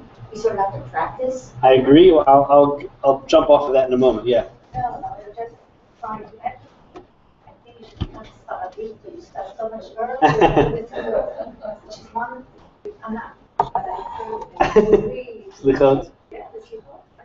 Yeah. Beautiful. Yes. It's the case that we made for Shofar and a ship, which I find totally, to be made for everything on the Gashmi list. That in some ways the inwardness is about our belief system, the way we connect to Hashem, and that you can spend your whole life shopping like the craziest man in the world, but that doesn't mean that you're really dominant. Right. So in some ways, there's a connection between everything on the Gashmi list and the... Right, so that's powerful motion. I'll come back to Rashan's point in a moment, but I think that you're right. But what I want to point out in that list is that we're probably more surprised by the fact that tefillah is on the physical side. Yes. Right, that's surprising to us. It's not surprising to us that sukkah is on the physical side of love. And so you're right, you can enliven any physical mitzvah through a greater spiritual understanding. And that's obviously the goal. That's the goal of, that's why this Beit Midrash exists, is to try to bring it alive. I want to flip it on its opposite side, which I didn't bring you sources for, but I want to think of the very opposite direction, which we've spoken about a little bit in Yeshiva over the last couple of weeks. There's this whole pietistic tradition going back to early Ashkenazic Jewry. There are no sources because it would have been too complicated. Called Hasidei Ashkenaz, the early German pietists. Not Hasidim with Payas, Hasidim like in Germany in the first year 1000, 2000, 3000. And they had this whole tradition of a whole other kind of tshuva that was very, very physical. It included self-immolation, giving yourself lashes, or giving lashes by the rabbi. There actually was a practice that if you were talking in shul, the rabbi had a whip and he could whip you. So I tried to bring it back in my synagogue, the board didn't let me get away with it. I don't know why. But there's this very physical, sometimes scary type of process of tshuva. They talk about rolling in the snow. They talk about all these kind of somewhat strange behaviors. They talk about if somebody did something really bad, they would lie on the steps of the shul. People would walk over them or on them. Very powerful, scary kind of physical tshuva. There's a whole literature about this, going back to the Sefer HaChasidim, the Rokeach. It appears a little bit in Rabbeinu Yonah. There are shelot and tshuvot, where people will say, I did sin X. I need to know what physical thing Y now has to happen. How much do I have to fast? How much do I have to do? in a certain sense, that's like the opposite of all of this. There's a certain fear around this. This feels, I think it feels to many of us not Jewish for whatever reason. It's for sure Hasidic Ashkenaz and the church in Germany. We're somehow talking to each other. But there is a power to what they're doing. Because what they're saying is that the things that we do to our body can actually impact our soul. What they're trying to remind us to do is not make this mind-body dichotomy quite so strongly. Meaning, when I physically do things, like, for example, on Erev Rosh Hashanah, attending the mikveh, when I physically do things like fasting on Yom Kippur, those things impact me in ways that are different than my usual life. I don't usually spend 25 hours not eating. That physical type of self-limitation is a reminder that I can use my body to get to my soul sometimes, when done in a sort of a normative, healthy way. Maybe Hasidic Ashkenaz went a little bit too far. What the Hasidic Ashkenaz are teaching us or modeling for us is that the body and the soul are not so far apart. And what here I think part of Chavot HaLevavot is doing is saying that the soul and the body are not so far apart. And when you can enliven your physical behaviors, whether it's the shofar or the lulav or the sukkah, with a deep spiritual background, then both parts get better. And it's important to remember that we live in a world where we tend to separate those two out very much, where we live kind of very intellectually in our heads, or we live in our hearts, but then we leave our bodies aside. Or we go to the gym and work our bodies and our hearts on the other, back in the Beit Midrash. So part of the challenge, I think, which the Chavot HaLevavot is talking about here, is bringing those two worlds together, the guf and the nefesh, the Chavot HaLevavot and the Chavot HaIvarim. So before we turn the page over, we're going to end in like 10 minutes. We'll give you a little bit of a break to breathe. So I wanted to offer two things to try to do between now and Rosh Hashanah, picking up a little bit about this notion of preparing. So I described to you my Baal Tokeh with the little pictures of his children up at the Bina. So there's no reason that only the Baal Tokeh can have a little kavanah. So take an index card, take 3 index cards, 1 for each set of tekiyot, and write something. 1 sentence, 3 sentences at the most. Not more than that. It can't be more than 3 sentences. What do you really want from this next year? Right? You don't have to show it to anybody, you don't have to show it to me, you don't have to show it to your spouse, you don't have to show it to your kids or your parents. Write it down in a full sentence. Dear God, I want, insert, the following year. And when you're sitting there in shul, and when the tekiyot are being blasted, that becomes your kavanah. Don't wait till Yom Tov morning. Do it now. You have Elul to prepare. Use Elul. Really use Elul. And you can bring more than 3 cards. You can bring 1 card. You can bring a whole piece of paper if you want. But limit it. Don't write a paragraph or a page. 2, 3 sentences at the most. I promise you, if you try it, your experience at the shofar will be different. If you do it, please let me know somehow. You can find me on the Yeshivat Maharat's website. Let me know you tried it. I've done it once or twice in the years of sort of, I always somehow get too busy preparing the pulpit, whatever. It changes your experience. It forces you to concretize, this is what I want to focus on. It could be something that's prayerful or tearful, or it could be something that's hopeful. It could be very different. It doesn't have to be a person who's sick or a person who's in despair. It can also be you want success. Bring with you to shul and see what happens. Because what that does is it turns the physical chovot ha-guf into a chovat halev, just by closing the siddur and bringing yourself up to the plate. That's really ultimately the goal of that moment of Tekiyat Shofar. Okay, let's turn over to the last page. People know who this is? Stevie Wonder. Stevie Wonder. Red Stevie. People used to call him that? Yes, people did. They called him Little Stevie. Little Stevie Wonder, I like it. Very.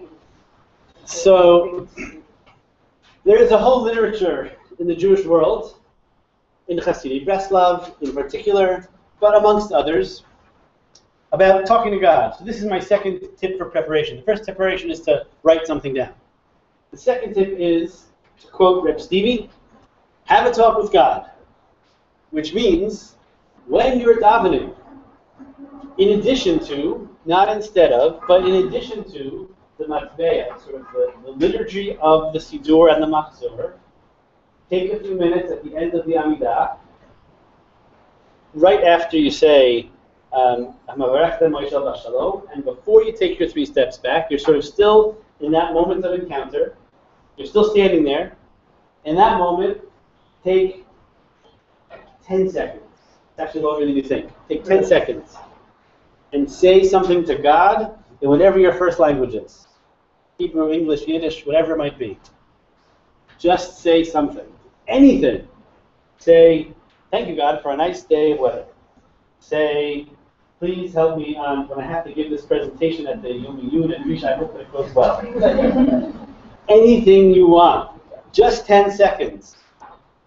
And keep doing it. Do it for a week, do it for 3 weeks, do it for a month. Take it through from Elul through to the end of Tishrei. When you get to Simchat Torah and you're dancing with the Torah, it will be a different type of hakafa. It will be a different experience. I promise you. Don't write this one down. You're not allowed to write this down. It's different. There's a difference between writing down your prayers or your thoughts or your hopes and just articulating them with your voice. What you might find is that one impacts the other.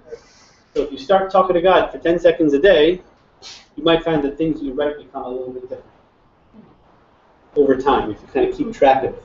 One of the things that I used to do, I stopped doing it because I ran out of things to buy. Every year I would buy a new Siddur or a new Machzor, and I would write stuff in the margins of my books, of my Siddurim. So if I look back at my Machzor from the first Rosh Hashanah when I was giving drashot in my shul, and I was like 23 years old, I didn't know what the heck I was doing, and I was terrified.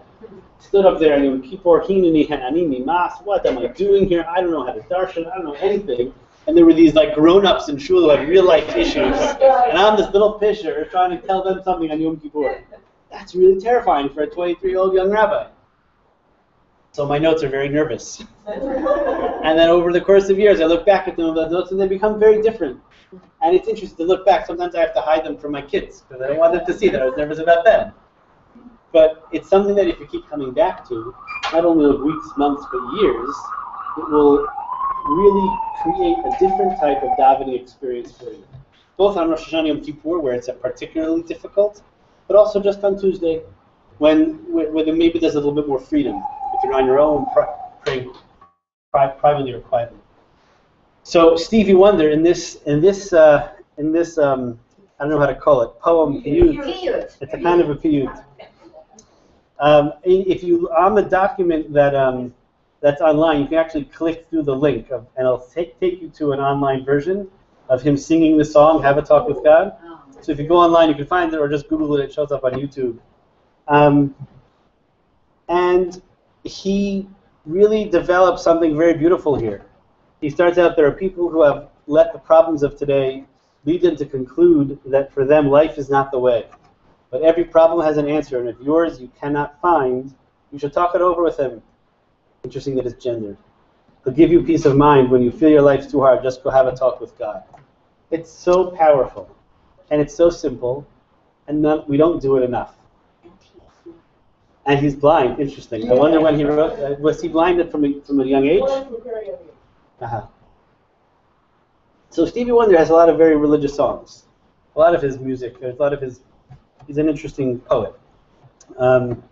Many of us feel we walk alone without a friend. That's one of the real challenges that we all feel in life, feeling lonely. Never communicating with the one who lives within, forgetting all about the one who never ever lets you down.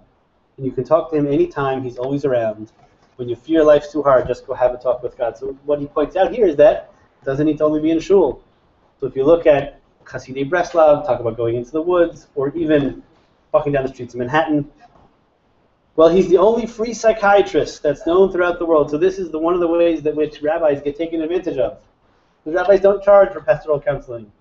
Congregants make appointments and they share what's going on in their lives. Rabbis are free psychiatrists for solving problems of all men, women, little boys, and little girls. When you feel your life's too hard, just go have a talk with God. Okay, then the song continues, basically repeats itself. So my bracha for each of us this Rosh Hashanah is that as we're doing a lot of this, a lot of davening of chovot halevavot, chovot haguf, that you're able to close the Siddur just a little bit, bring your own spiritual and emotional experiences to the tzkiyot, and have a talk with God.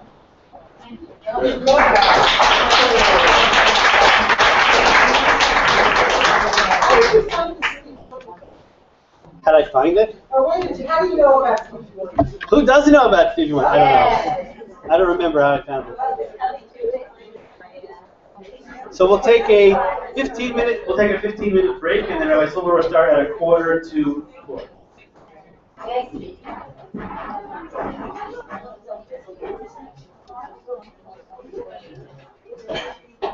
I found it really interesting.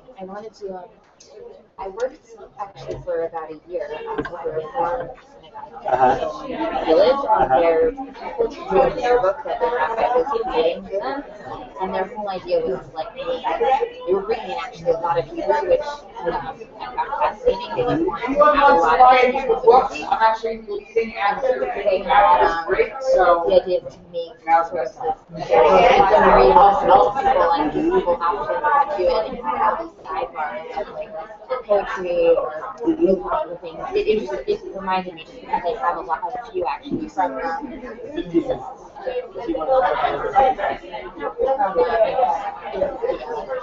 about him, like yeah, so I mean, if you think it's liberal, if you can't connect to the Hebrew, you gotta find something else. There's something else that they really are often very useful.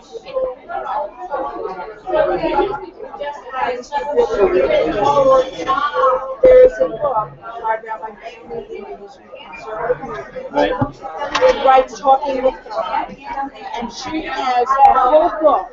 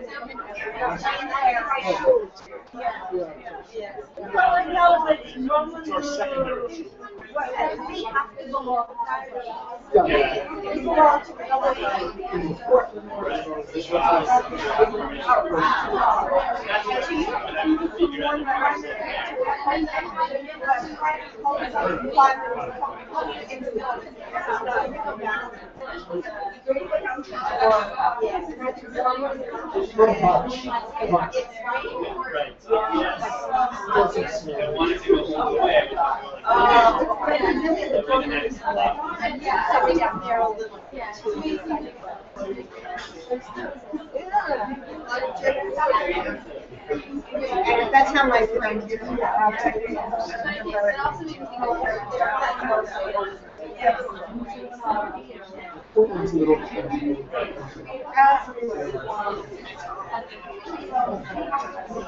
One here, at 9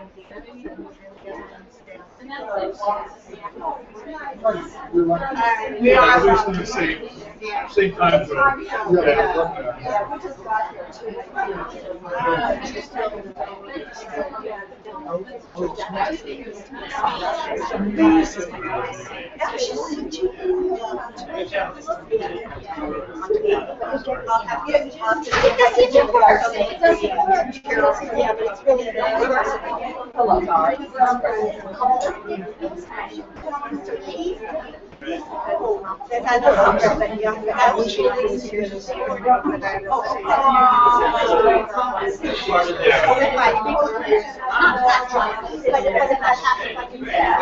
Say Sandra said it's okay.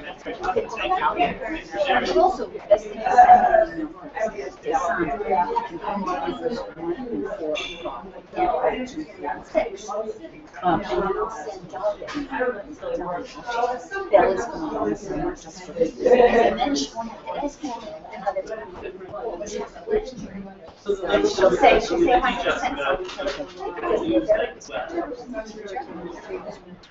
So this room next door, that's where it's. You know, it's the best way to have people over there. I do that when I teach. Right? Oh, we have. And that's a lot of stimulation over the summer.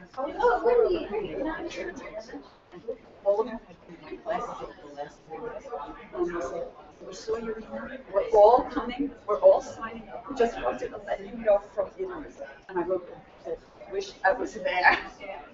So yeah, if you can only come to 12:30, we'll have a great time. We studied together, right? Yeah.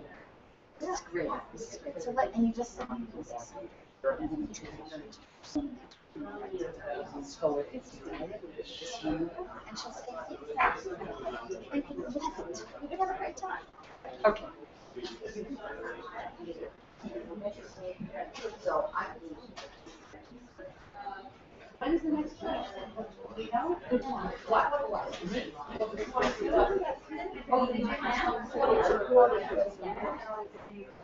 It's going to end up with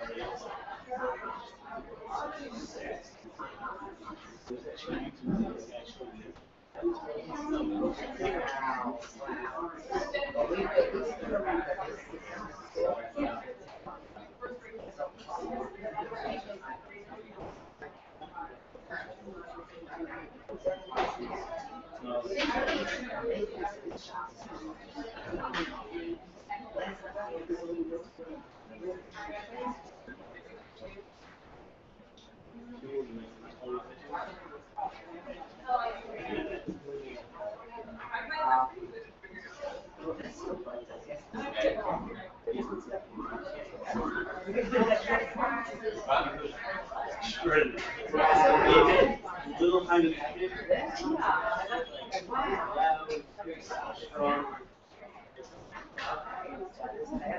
Yes. You too. Are you going to be at the concert? I don't know. Yes.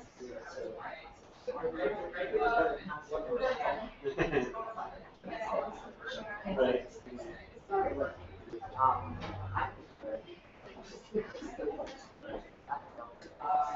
Anyway, all right. We're here. Thank you.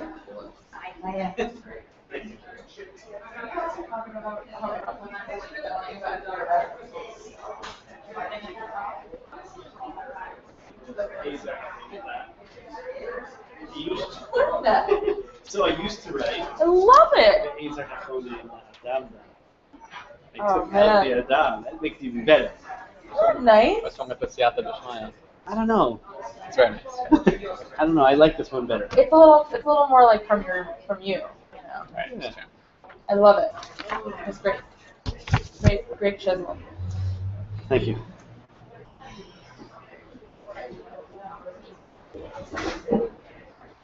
There's your poem. Thank you very much. Very nice. I almost felt like I wanted to get to the end point with that because they're totally different. You know, it's not about, the tears are not from loss and joy, they're from direct experience. So it's like, that's the third Right. Yeah, that's nice. That's a good point.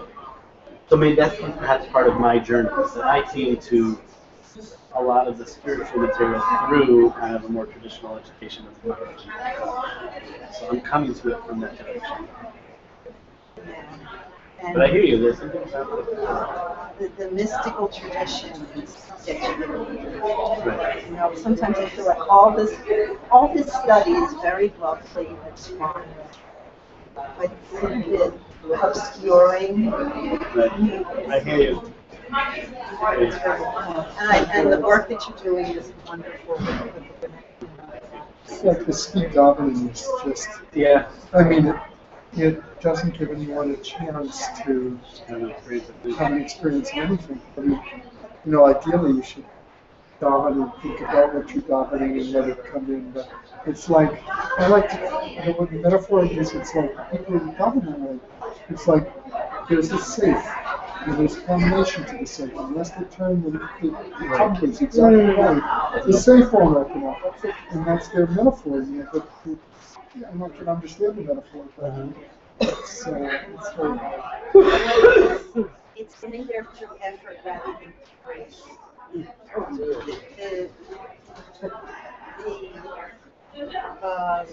Getting it through the shofar is the easy and the grace. And the rest is Working hard. Time for effort and time for quicker. You know, there's this thing, guys. Oh, I have to go to the hospital and blow shofar for this little old lady. Right. Well, if the little old lady's obligated to hear it. So it's interesting. The little old lady is not obligated to hear it. So why do The custom has developed that women have taken on shofar in a different way. So the way to think about it is that women are to shofar as men are to Maharat. So Maharat is not obligatory. Yeah, but they all Community have men. make themselves crazy to But the go. community- okay, same as women in the shofar. But a guy would feel that a guy feels obligated to go tomorrow. And then women feel obligated to hear the shofar. Well, which you is mean why- if a guy said, "Hey, I'm not obligated. I'm only showing. I'm not showing. Forget this 10 o'clock tomorrow crap. Leave me alone. I'm going to bed for 3 o'clock, and that's it. I'm finished for the day." Technically speaking, Maharat says Maharat is a reshut. Yeah. One is permitted to daven Maharat, not obligated. Now we have the community, have accepted upon themselves. And I think that's what's happened with shofar. But it certainly has the force of obligation in the And I community. think women experience shofar that way too. Women want to make sure to be there for tefillah. You bet they do. And they want to Even blow the most extra. far-flung Lakewood person, Yeah. oh, it's just by marriage. For sure. You know, they try to get there. For sure. That's what they do ones later and that. Yeah, Musaf, yeah, the whole yeah. thing. Because women perceived it as an obligation. Let me just say, I have known women who would come home from school and blow shofar for their sick husband. So, whatever. I'm not going to tell you who these women were, but. Thank you. That aside, I think that we want to add one more thing. Yes, sure, please. Is that when you're listening, if you're going to be, when you're listening, then you think, you don't need to count out the next one's going to be Shofar, the next one's going to be you don't need to know that. Somebody else is not responsible. Yours is closer to Let it just happen. Nice. Thank you. I'm going to use that.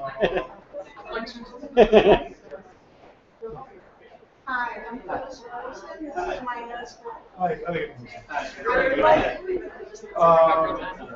No. But our son-in-law is David Ingber. And we met, you and I met. We were having coffee and you also I think you walked in. It's like a year or so ago.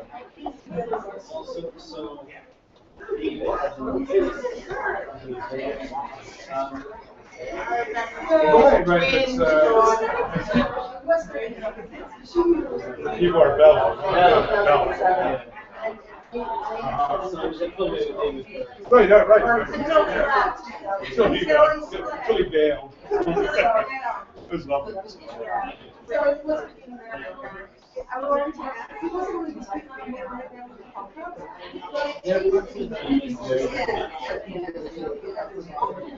I like having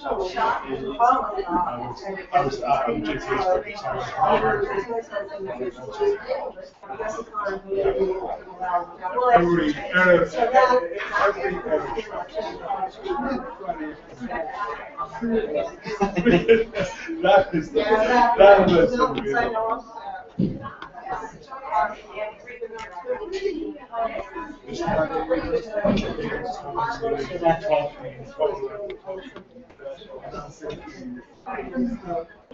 It's so nice to talk to everybody It's very, Just run down the air conditioner. Yeah, I just finished. Yeah, I just finished. Oh, good you.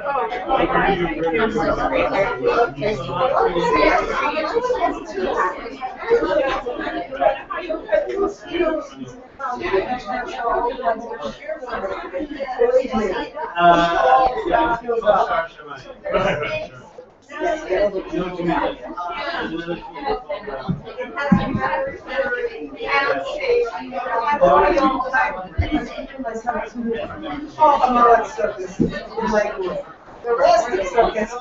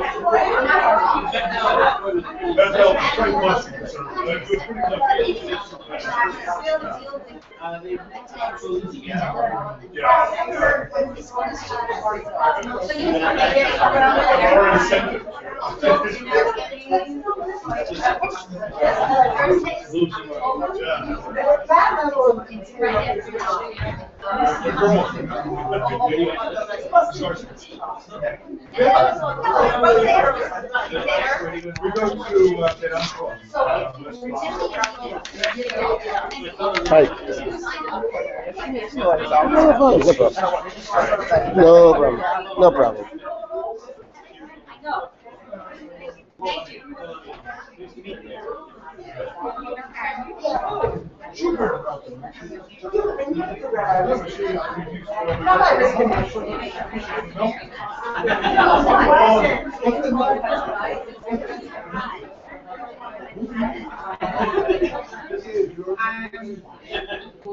So it's wonderful. Pleasure meeting you. Say hi to your folks.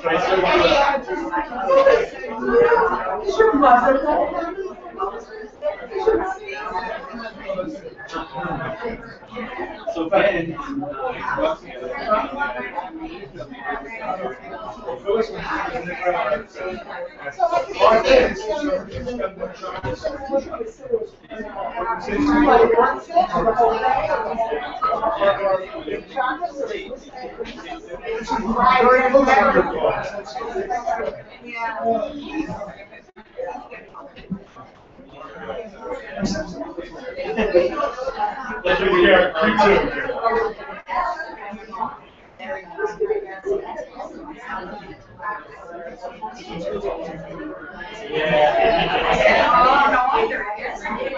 It's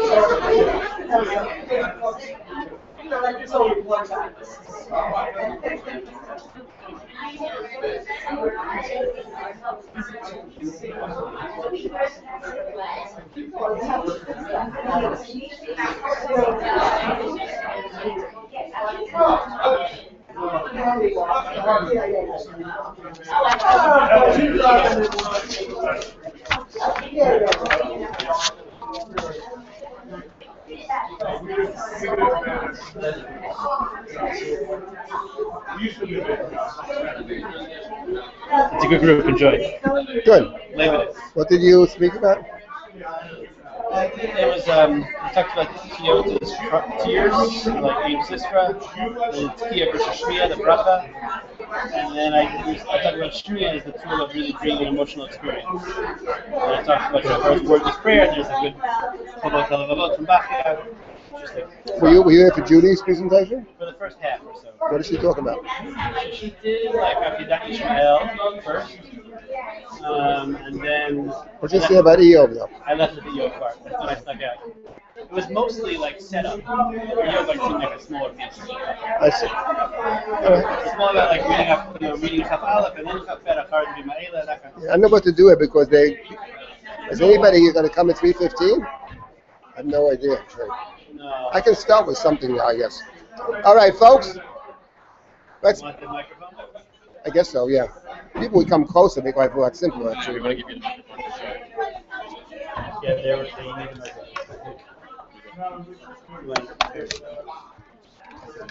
All right.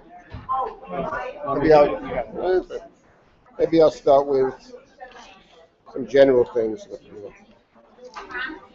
I don't know. You tell me. All right. Sounds like a song.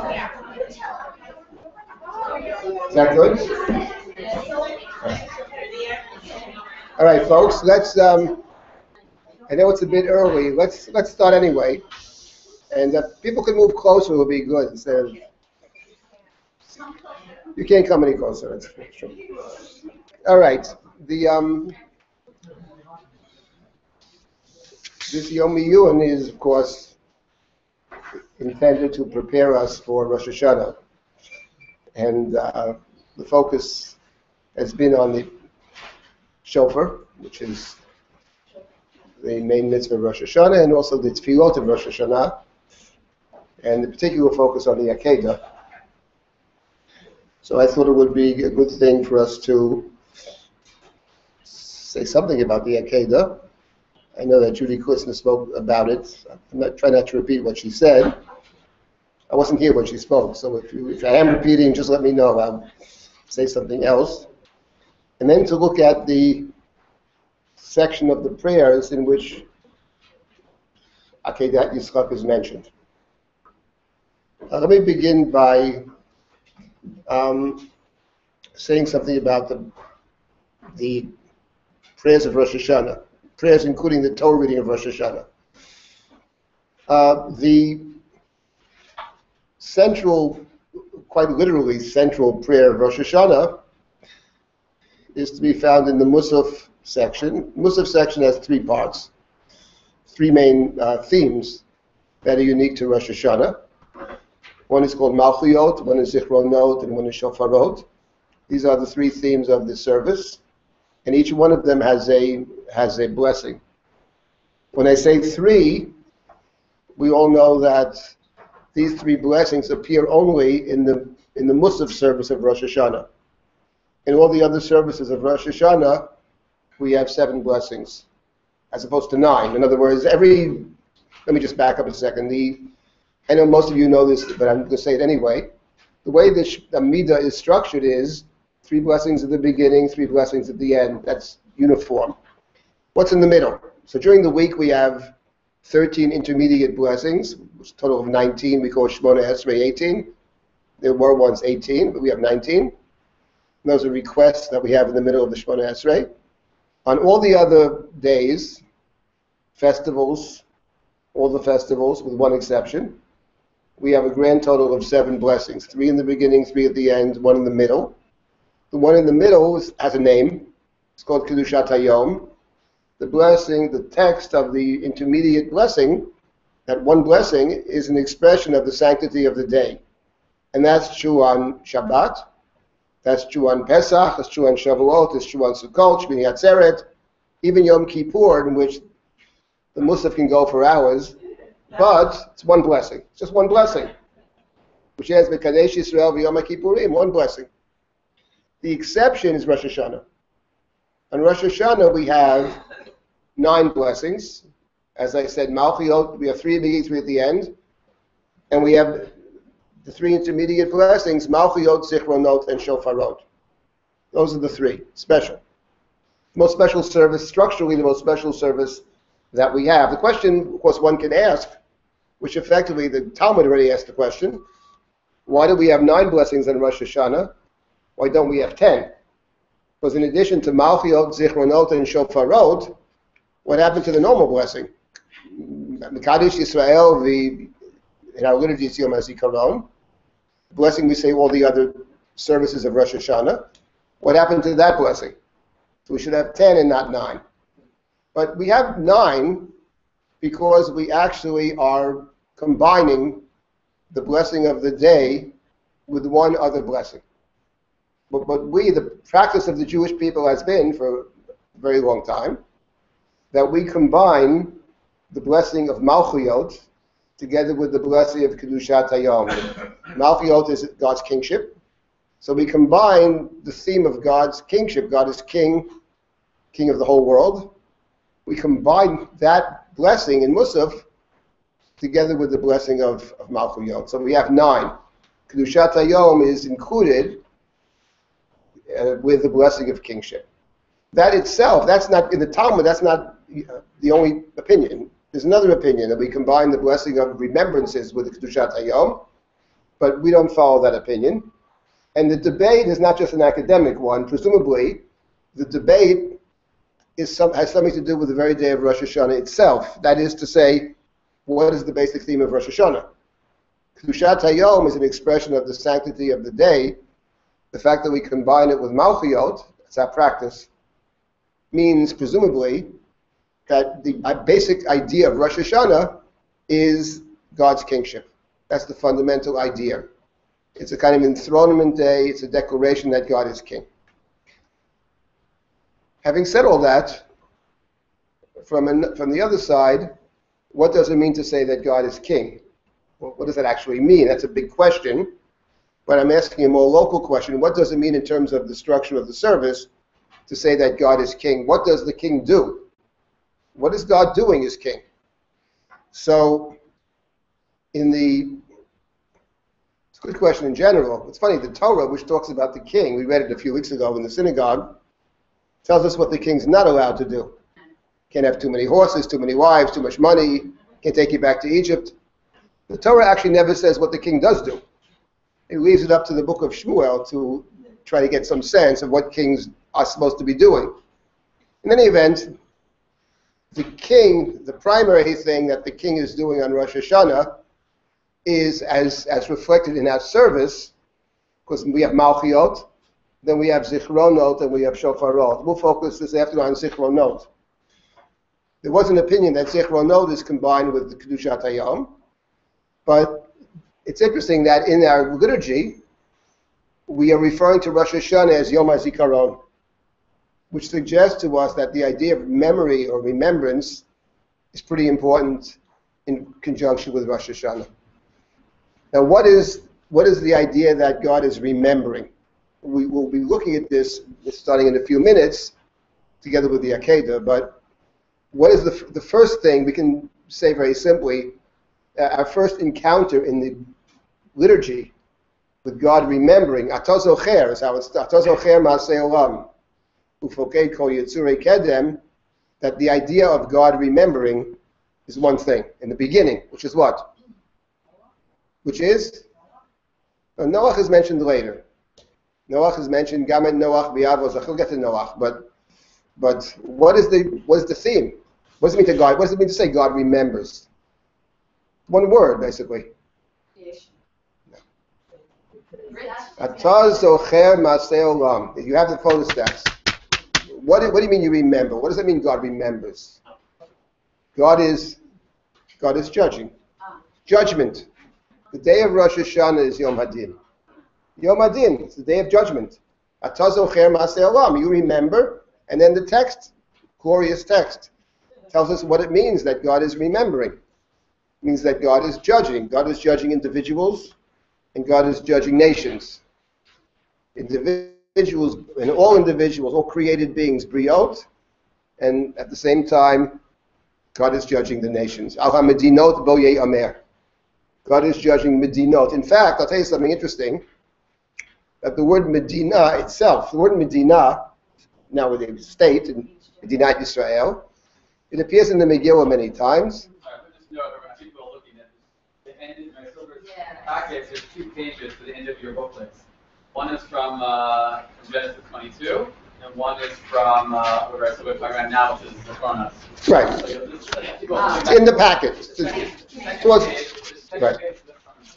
Right, it's in the packet. I'm sorry. It's right, thank you. It's in the packet. So the word Medina, what appears in the Megillah many times, Megillat Esther, the word Medina is related to the word din. Right? Someone told me that in Arabic today it's also that way. Medina is presumably a state, presumably, is a place where one has rules and laws. So in the Megillah is all about rules and laws. So the word Al ha-medinot bo ye'amer, Ezel ha'cherev, Ezel ha'shalom, Ezel ha'sova, Ezel ha'rab. We have it in the photos. Which states will war and peace and plenty and deprivation? That's a matter of judgment. So the God of Rosh Hashanah that we encounter in the central, there are 3 blessings. The central one is Zichronot. The encounter with God is that of God the judge. That's what kings do. When the people asked Samuel in the book of Shmuel for a king, they said for 2 reasons. He should judge us and fight our wars, lead us in battle. That in the book of Shmuel are the 2 roles of the king.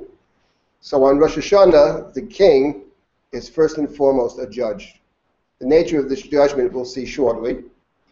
And that's where Akeidah Yitzchak appears, in that blessing. And then we have the 3rd blessing, which we're not going to deal with this afternoon. What is the 3rd blessing? It's called Shofarot. Shofar, the 3rd blessing, is about Shofarot. What is the theme of that blessing in one word? What is the theme of Shofarot? In a word. Not 2 words, 1 word. Yeah, what is it? I can't hear you. Revelation is correct. Revelation. Sinai is one instance of revelation. It's about revelation. In fact, the way it works in the Shofarot is actually very interesting. There are 3 kinds of revelations: past, present, and future. Now this is a king who interacts with the world. That's the point of Rosh Hashanah. The king of Rosh Hashanah is not a transcendent king up in heaven only, but the king of Rosh Hashanah interacts with the world, and probably related to the idea of creation. There's an act of creation, and there's an ongoing creation. There's an ongoing concern. So there's revelation and judgment. Not in that order, judgment and revelation. That's what the king does. The king interacts, and the king is primarily a judge. So we'll be focusing on the intermediate blessing, the central blessing of Zichronot. Now, there's another point before we get to the details of the prayer and also of the Akeidah, and that is that there's something else interesting about the service of Rosh Hashanah. By the way, every single thing I'm saying should be said in your local synagogues. I mean, that's what, people come to shul for Rosh Hashanah, they're there for 6 hours, and unfortunately, many of them walk out not actually understanding the structure of the service, which is unfortunate because the structure, it's not about the structure, but it's very helpful to know sort of what's going on in terms of from a structural standpoint. It's a useful thing to do, and there's something else interesting about the Rosh Hashanah service, unique about the Rosh Hashanah service, and that is that, and this is discussed in the Gemara and the Sechet Rosh Hashanah, that the basic building blocks of the Rosh Hashanah service are verses from the Bible. The entire service, Malchiyot, Zichrot, and Shofar, which is the core service of Rosh Hashanah, even though especially the Ashkenazim, add many poems. They're very beautiful, but they're not the core of the service. The core of the service is Malchiyot, Zichronot, and Shofarot. And not only that, it's very interesting that in the Mishnah, the Malchiyot, Zichronot, and Shofarot are referred to not just as blessings, but as blessings on the shofar. You know, everybody knows that we make a blessing on the shofar. I think Rabbi Fox spoke about that. L'shmoa kol shofar, Rabbi Yotam is l'tkoa shofar. That doesn't appear in the Gemara. The Gemara doesn't know from that blessing. That's why there's a debate what it is. It's not in the Gemara. The Gemara doesn't know from this blessing at all. From the Gemara, it appears there's no such blessing. The blessing on the shofar in the Gemara is found in the Mishnah. It's Malchiyot, Zichronot, and Shofarot. The blessings in conjunction with the shofar are the blessings of the service. Malchiyot, Zichronot, and Shofarot. So they function as the blessings on the shofar, but they themselves consist of a set of verses. Not only do they consist of a set of verses, but they have a very particular structure to them. And that is the following structure. 3 verses from the Torah. This is the minimum. This is Rabbi Akiva's opinion. We follow Rabbi Akiva. 3 verses from the Torah. 3 verses from the writings. It's called Divrei Kodshecha, which essentially are the Psalms. And 3 verses from the prophetic writings. And then a 10th verse from the Torah. 3, 3, 3, and 1. A minimum of 10 verses. And in that order. 3 from the Torah, 3 from the Psalms, 3 from the prophets, and the 10th verse from the Torah. That's the view of Rabbi Akiva. There's a disagreement. So Yochanan ben Nuri says that's not required. He only requires 3 verses altogether. 1 from the Torah, 1 from the holy writings, the Psalms, and 1 from the prophets. Which opinion do we follow? We follow Rabbi Akiva, except for one interesting thing. Funny thing is, many years ago, I made this suggestion in my complete ignorance. I didn't read, I just said what I thought. And then I discovered afterwards that 2 very different people had made the same suggestion. One is El Bogan, who read the history of prayer, and the other was Rabbi Soloveitchik. You couldn't, two people more different. But anyway, and something very interesting about this, which is that even though we follow the view of Rabbi Akiva, we have 10 verses. However, we have in our prayer service, at least when it comes to the blessings of Malchiyot, God's kingship, we are including the Malchiyot of Yochanan ben Nuri. We include the other, we have 2. We say the Malchiyot of 10 verses, but we also say the Malchiyot of 3 verses. Now, where do we say the Malchiyot of 3? It's a hypothesis. Where do we say the Malchiyot of 3 verses? Do you know the Machzor? Where do we say the Malchiyot of 3 verses? So we say it, actually, in all the prayers of Rosh Hashanah, in the 3rd blessing. Not in the 4th blessing, which is Malchiyot, but the 3rd blessing, which is about God's holiness, HaMelech HaKadosh. In that blessing, we insert a very beautiful poem, which begins with the words, Uvechein tein pachtecha Hashem Elokeinu al kol ma'asecha. We ask God, or we prophesy that the fear of God will someday be present in the entire world. Uvechein tein pachtecha. We ask God's fear be the whole world, and we say Uvechein tein kavod Hashem u'yamecha. We have a prayer for the Jewish people, Amecha, Simcha li'atzecha. Then we have the third paragraph, Uvechein tzadikim yiru v'yismachu, for the righteous, special prayer for the righteous. The evil should leave this world, and we ask for God should be king. V'timloch ata Hashem levadecha. And we quote a verse. What's the verse? Yimloch Hashem li'olam elokayach tzion, v'dar v'dar halaluka, which is of course from the Psalms. And then the last paragraph, Kadosh ata v'norosh shemecha, v'yin elo mibaladecha kakatuv, v'yigba Hashem tzvakot b'mishpat, hakel hakadosh nikdash b'tzedakah, baruch atah Hashem hamelech hakadosh, kakatuv, as it is written, right? As it is written, v'yigba Hashem tzvakot, that God is exalted in justice, hakel hakadosh nikdash b'tzedakah, God is sanctified with righteousness. Where's that verse from? Anybody know? It's from Isaiah. It's from Yeshayahu. So we have a verse from the Psalms, followed by a verse from the prophets. The only thing that's missing is a verse from the Torah.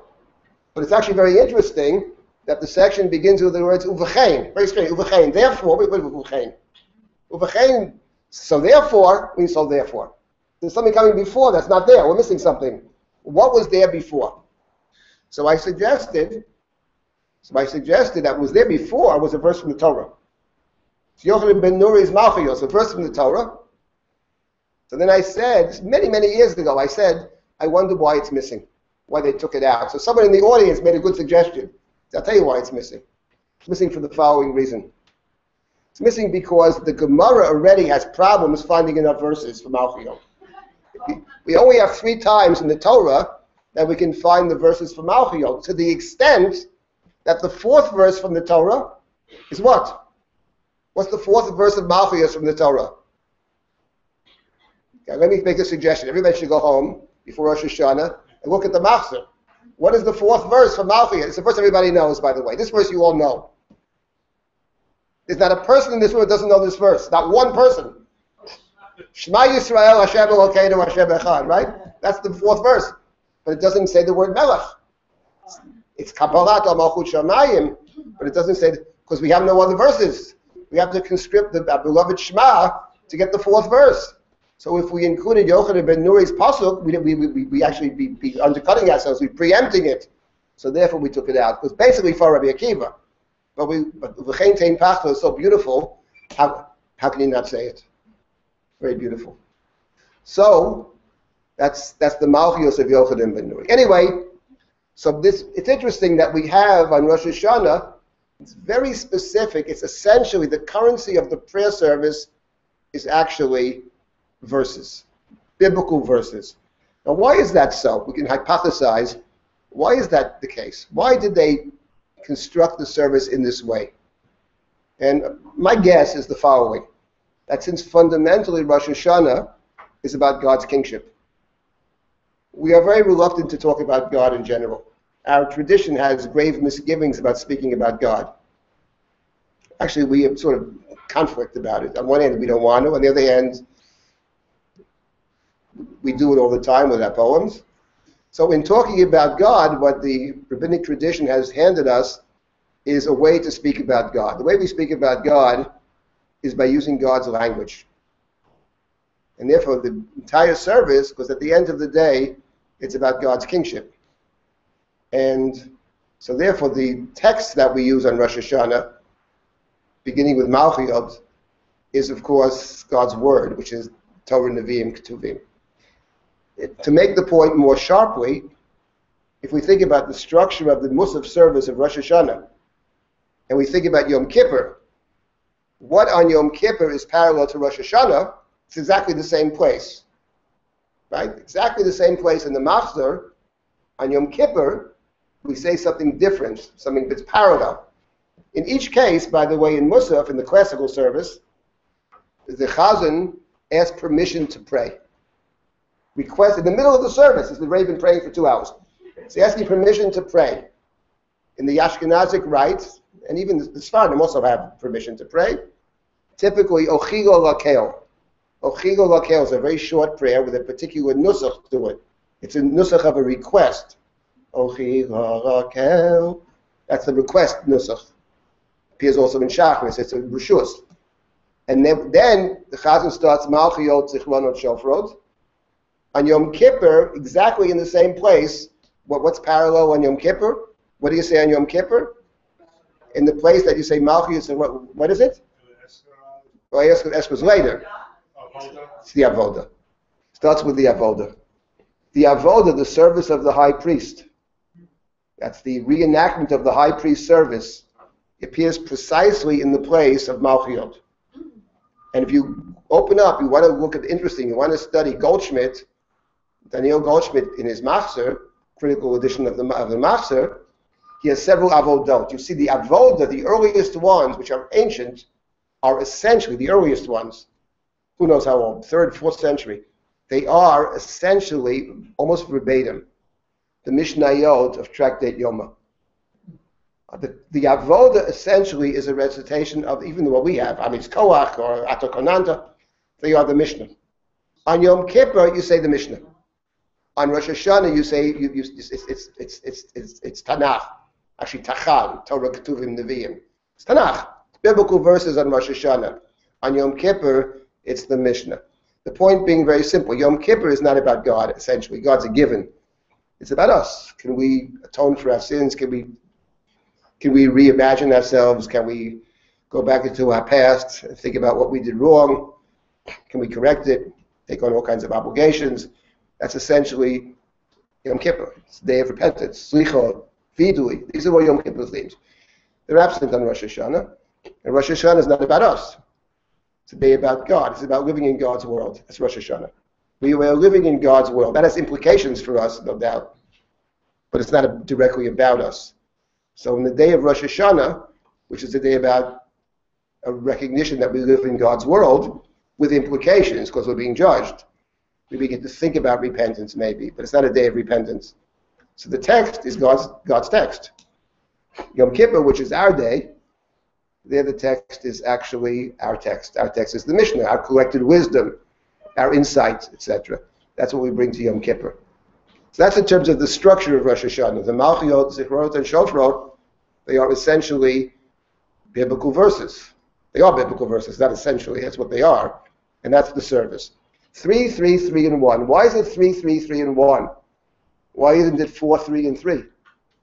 Why 3, 3, 3 from the Torah, 3 from the Psalms, and then a 10th verse from the Torah, yes?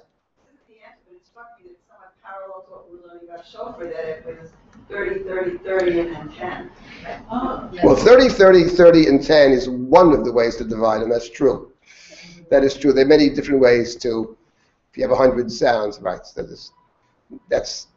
could be. That's one of the ways to, the Gemara speaks about 30 sounds. That's in the Gemara.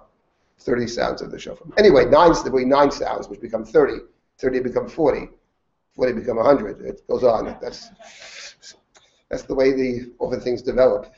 And anyway, in any event, the reason is simple. It's not no chachmas here. The reason is because the 10th verse is a different part of the service.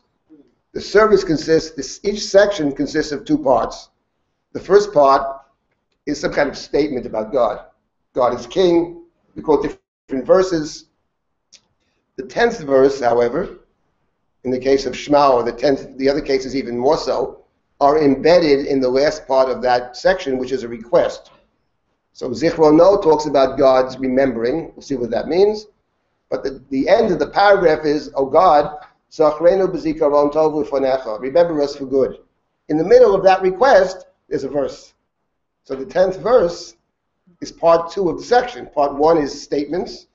Part 2 are requests. Bakashot, we ask God to remember us kindly, remember us for good, etc. And the biblical verse is found in that section. In short, the day of Rosh Hashanah, which is the day about God's kingship, is a day in which we are using God's text, and it's a very highly structured service, extremely so, in terms of the number of verses, the kinds of verses, where they're found, etc. Anyway, this is the section we'll call Zichronon. Now, what I'd like to do now is two things. First of all, to say something about Akeidah Yitzchak, and secondly, to look at this section of our service and to see what they're trying to say to us, some of the things they're trying to say to us. I would say the following, in terms of this, I think, is the central prayer of Rosh Hashanah, Zichronot. It ends with Akeidah Yitzchak. It ends with our recalling the binding of Isaac. One might say that the hero of Rosh Hashanah, from this perspective, would be Abraham. Because Akeidah Yitzchak is really not about Yitzchak. Akeidah Yitzchak is a prop in the story, essentially. Akeidah Yitzchak is about Abraham. That's true when it comes to the liturgy. When it comes to the biblical readings, however, it's very interesting. There, the hero, or more properly heroine, is not Abraham. The heroes of the Torah readings are 3. One is Sarah. One is Rachel. It's the Haftorah of the second day. And the other is Hannah. It's actually very striking that the heroes are the 3 women. women, they take center stage on Rosh Hashanah. In terms of Hashem Pakadet Sarah, which is the basic Torah reading for Rosh Hashanah. Remember that Rosh Hashanah essentially is just one day. So it's one day. It's only 2 days because of Sveika Diyoma. We're not sure which is the right day, etc. But in the Talmud, Hashem Pakat, God remembering Sarah, is the core reading. And then the Haftarah of the first day is Chana, story of Chana. And then, of course, the second day we have the story of Rachel. They're very stirring and very powerful Haftarot, as is the Torah reading. The Akeidah, it's not clear whether when they had one day Rosh Hashanah, if they read the Akeidah all together. It's hard to know. When did they stop the reading? We know where they started. We don't know where they stopped. So it's very hard to know. But we, having 2 days, second day is Akeidat Yitzchak. But in the text of the service, the Akeidah is very central. You recall the Akeidah at the end of the section of Zichronot. I would also add that Akeidat Yitzchak has a connection. It's found in the liturgy and other places as well. And of course, there's a connection to the shofar there, the ram, the ayil. But on top of that, at least in the Sephardic rite, not the Ashkenazic rite, but the Sephardic rite, to any Sephardic Jews here, the highlight of the Rosh Hashanah service for them is the poem that they read before they sound the shofar. Et Sharei Ratzon Lehipateach, which is an awesome poem. And it has as its tagline, Akeidah Ne'ekad B'hamizbeach. Anybody ever prayed in a Sephardic synagogue? That's the highlight of the service. It's a very powerful program. Akeidah Ne'ekad B'hamizbeach, the lead into Tkiyah Shofar. The one who bound, the one who is bound in the altar. Akeidah Ne'ekad B'hamizbeach. In any event, okay, so let's now begin, in the little time that we have, to look at, let me say one thing about Akeidat Yitzchak. I think there are 2 questions. My experience has been that people who speak about the Akeidah don't go to the 2 places I want to mention, two elements of the story that I think are very important. The first of which is bound up with this, essentially it's a poem. We call the section, the blessing we call Zichronot. It's written in a very glorious Hebrew. And this poem, which is ancient, is deeply connected to the following proposition. When we start studying the Torah, sometimes people start with the story of Abraham, which appears at the end of chapter 11 and proceeds in chapter 12. God says to Abraham, Lech Lecha. That's when people start. Often in school they start with the story of Abraham. Okay, that's a colossal error, and I'll tell you why. It actually makes no sense, and think about it. The fact of the matter is, the Torah does not begin with chapter 11. The Torah begins with chapter 1. The fact of the matter is that the patriarchal narratives, which begin with Abraham and Sarah and proceed through the rest of the book of Breshit, are a continuation of the beginning of the book. The book begins with creation. And one of the fundamental questions one must ask is, what is the relationship between creation narratives on one hand and the story of the patriarchs on the other?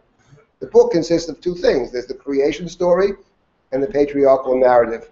What is the connection between them? And here, without getting into all the depths of it, because that would take us a very long time, I want to make the following point about studying the story of Abraham. He's a hero this afternoon. He's the hero of Rosh Hashanah. The story of Abraham has to be read in 2 different ways. One is, he's the first, he's the beginning, he's the Av, he's the father. Avram is the exalted father. One might say that the story begins with Abraham. That's true. The story of the patriarchal family, the covenantal family, begins with Abraham. That is true.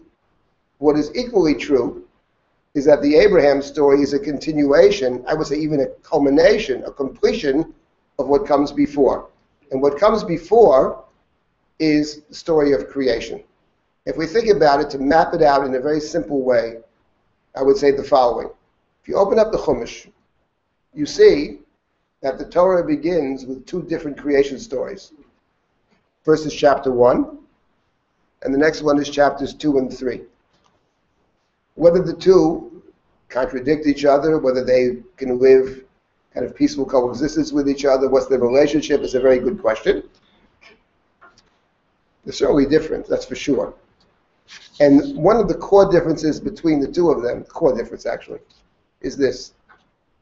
The first story of creation is about God creating everything. In the beginning, God created heaven and earth. It's about heaven and earth and everything in between.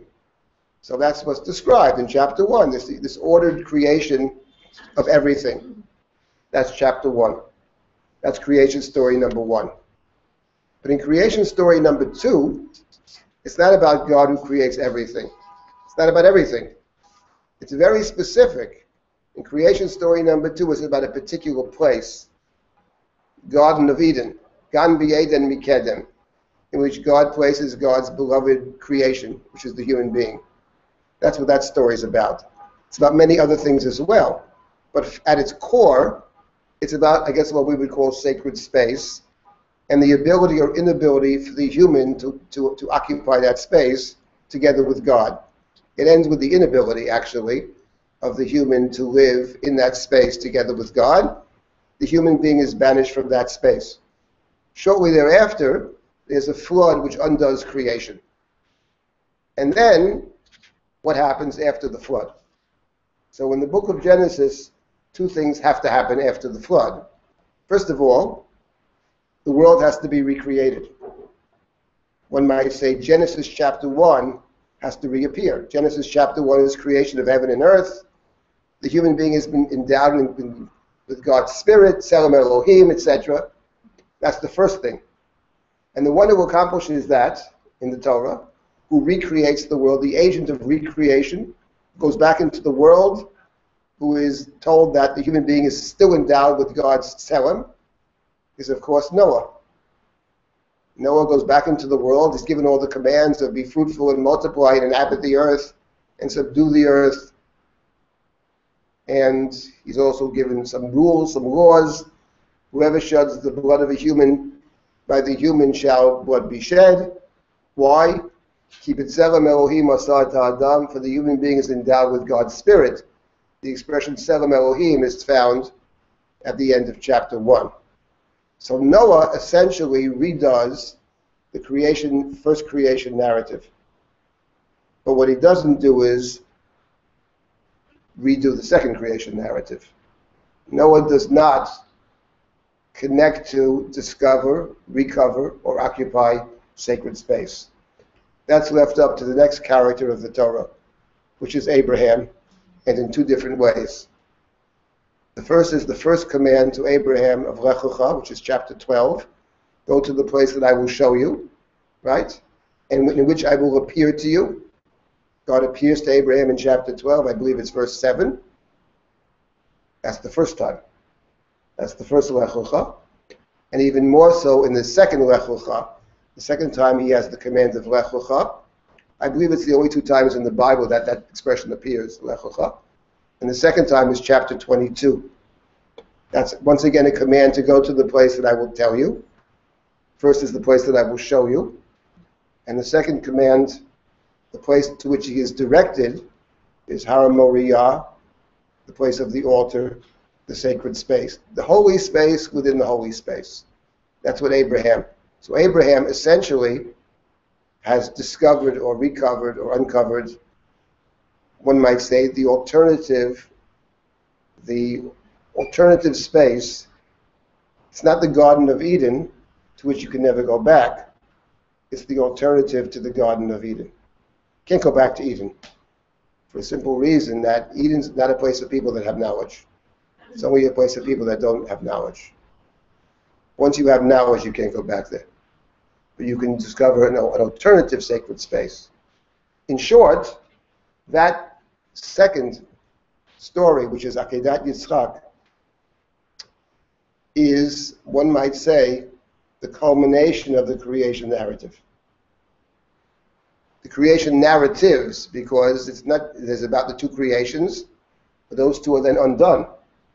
And then we need to do them over in a different way, to redo them.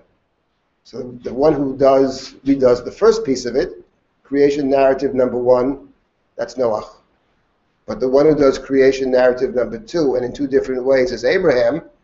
Abraham, as in effect, one might say, discovered the alternative to the Garden of Eden. Now, if we had more time, I would demonstrate how the text makes this crystal clear to us. It's actually obvious if you think of it. I mean, it's not obvious till you see it, but once you see it, it becomes very obvious. And among other things, it's very interesting that in the banishment from Eden, why is the human being banished from Eden in the first place? What is the reason for the expulsion from Eden? God actually says why. At the end of chapter 3, God said to God, or to God's retinue, God saying, Hein ha'adam haya ka'achad mimenu v'da'at tov v'ra. Behold, the human being has become like one of us to know good and evil. End of chapter 3 of Genesis. V'yata pen yishlach yado. And now, maybe the human being, yishlach yado, extend one's hand. It doesn't mean to extend your hand. L'shloach yad, in biblical Hebrew, does not mean to extend your hand, it means to harm. Maybe the human being will extend the human's hand and take from the tree of life and live forever. So what is God's concern then? God's concern is that the human being may become just like God. After all, the human already has knowledge. All that's left is to live forever, to be immortal. If you have knowledge and you live forever, says God, it's just like us. So that we don't want the human to be like us, says God. We don't want the human to be divine. And therefore, what did God do? Pen yishlach yado. Vayigaresh et adam. God banished the human. Vayishalchehu. God sent the human away. Because pen yishlach yado, vayishalchehu. The truth of the matter is, the one who had warned us about this, about what God's concern really was none other than the main character of the Garden of Eden. That makes the story very interesting, called the snake. It's exactly what the snake said. That's not the reason. God doesn't want you to be God. And the snake never always tells the truth. The biggest liars always tell the truth, by the way. They never lie. They always tell. So the snake told the truth. It's right. That is the reason. Okay. That's the cause of the banishment from Eden. One might say the recovery of the ultimate Eden, which is the story of the binding of Isaac.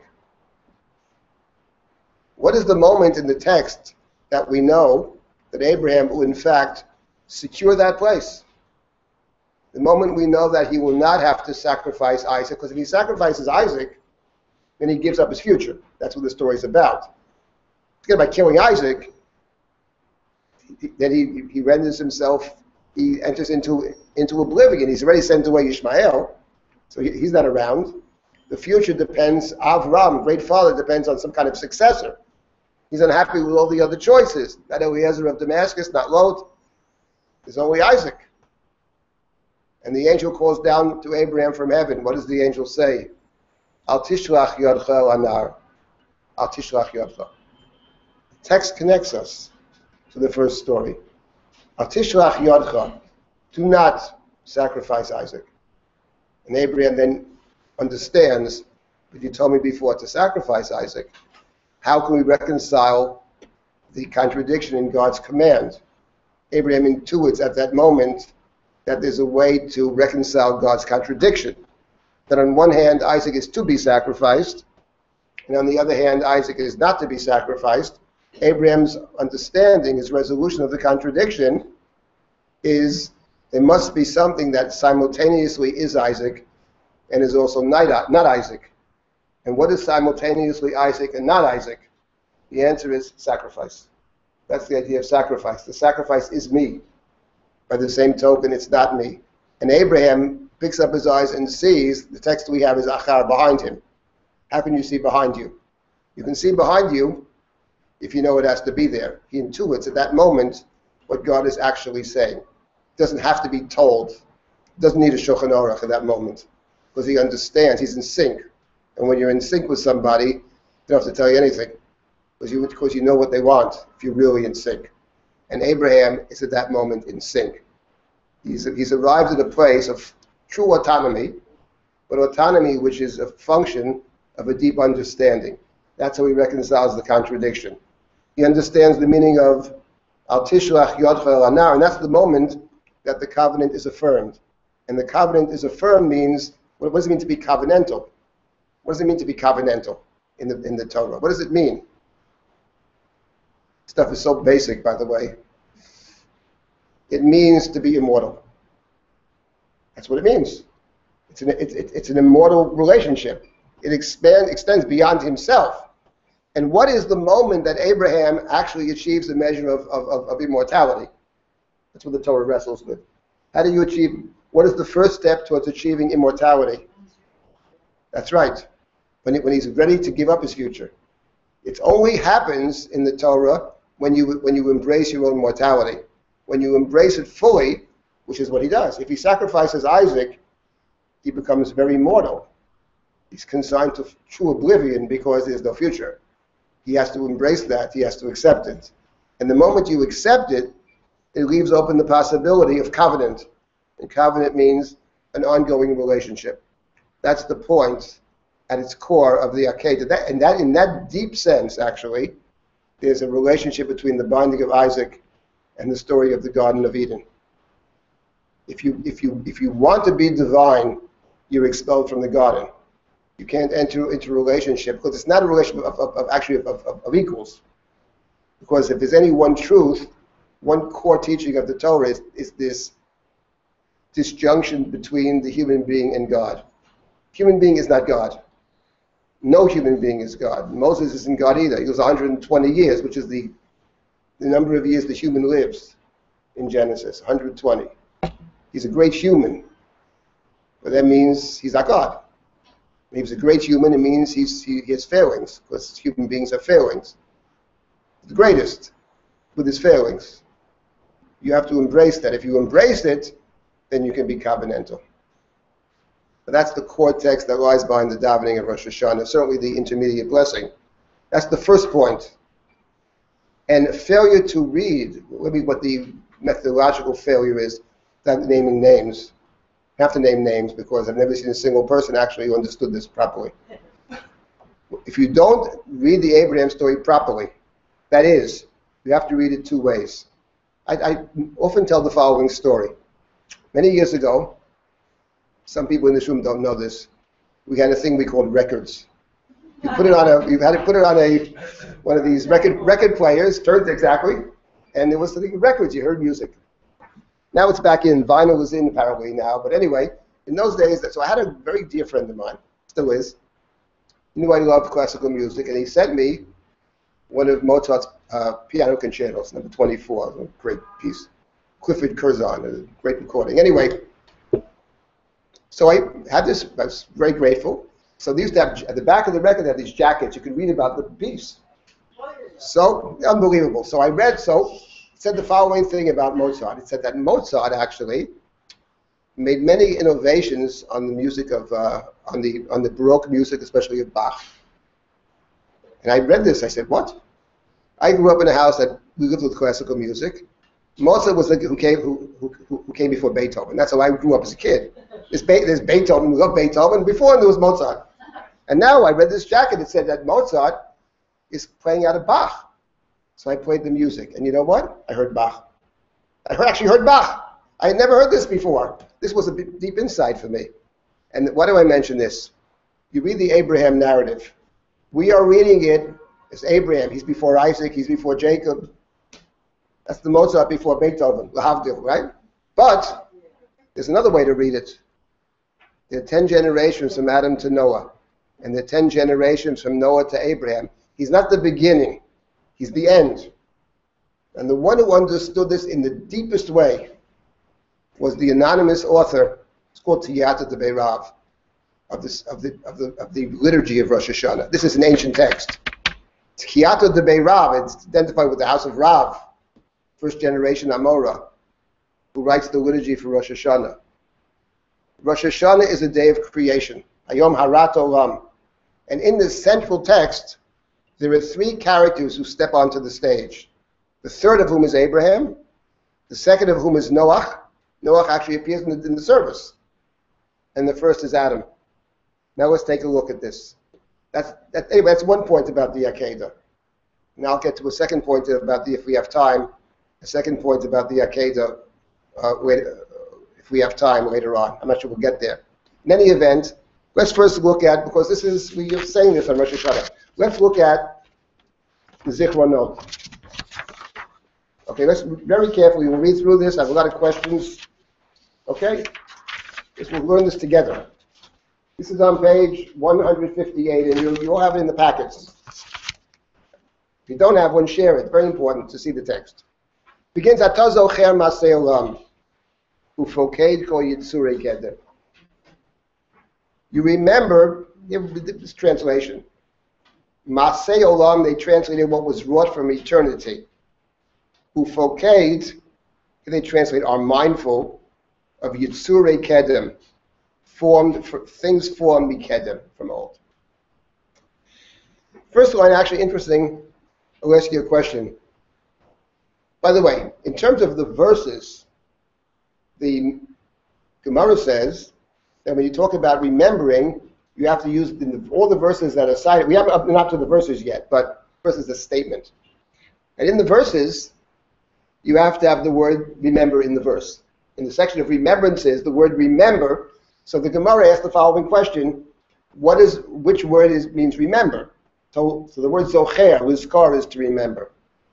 What about the word poked? What about the word lifkod? So that also means remember. So the Gemara actually says that it's also good. Lifkod is also okay, but the text that we have, we don't use the word lifkod. We only use the word zocher in the verses. We don't use lifkod. But what is the difference actually? I'll ask a different question. What is the difference between lizkar and lifkod? They're two different words. Now, when I say the difference, I'm not asking for the dictionary definition. I'm saying how they function in the biblical text.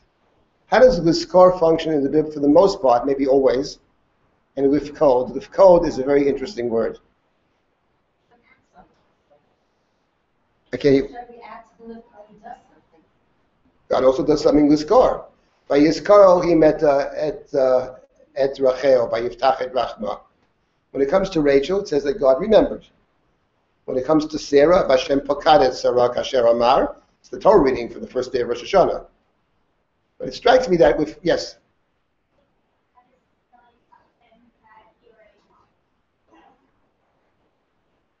That's possible. I'm not sure that's true in every case. But there the word lizkar is also used. Vayizkar Elohim et brito et Avraham et Yitzchak v'et Yaakov. There actually, it would be a contradictory point that there it uses the word lizkar, end of chapter 2 of Exodus. Yes?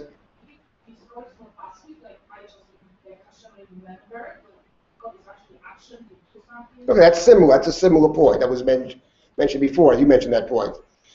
I'm saying that I don't think that's always the case. Yes? Before it's like, I made a promise now we keep it. Okay, is a paying attention.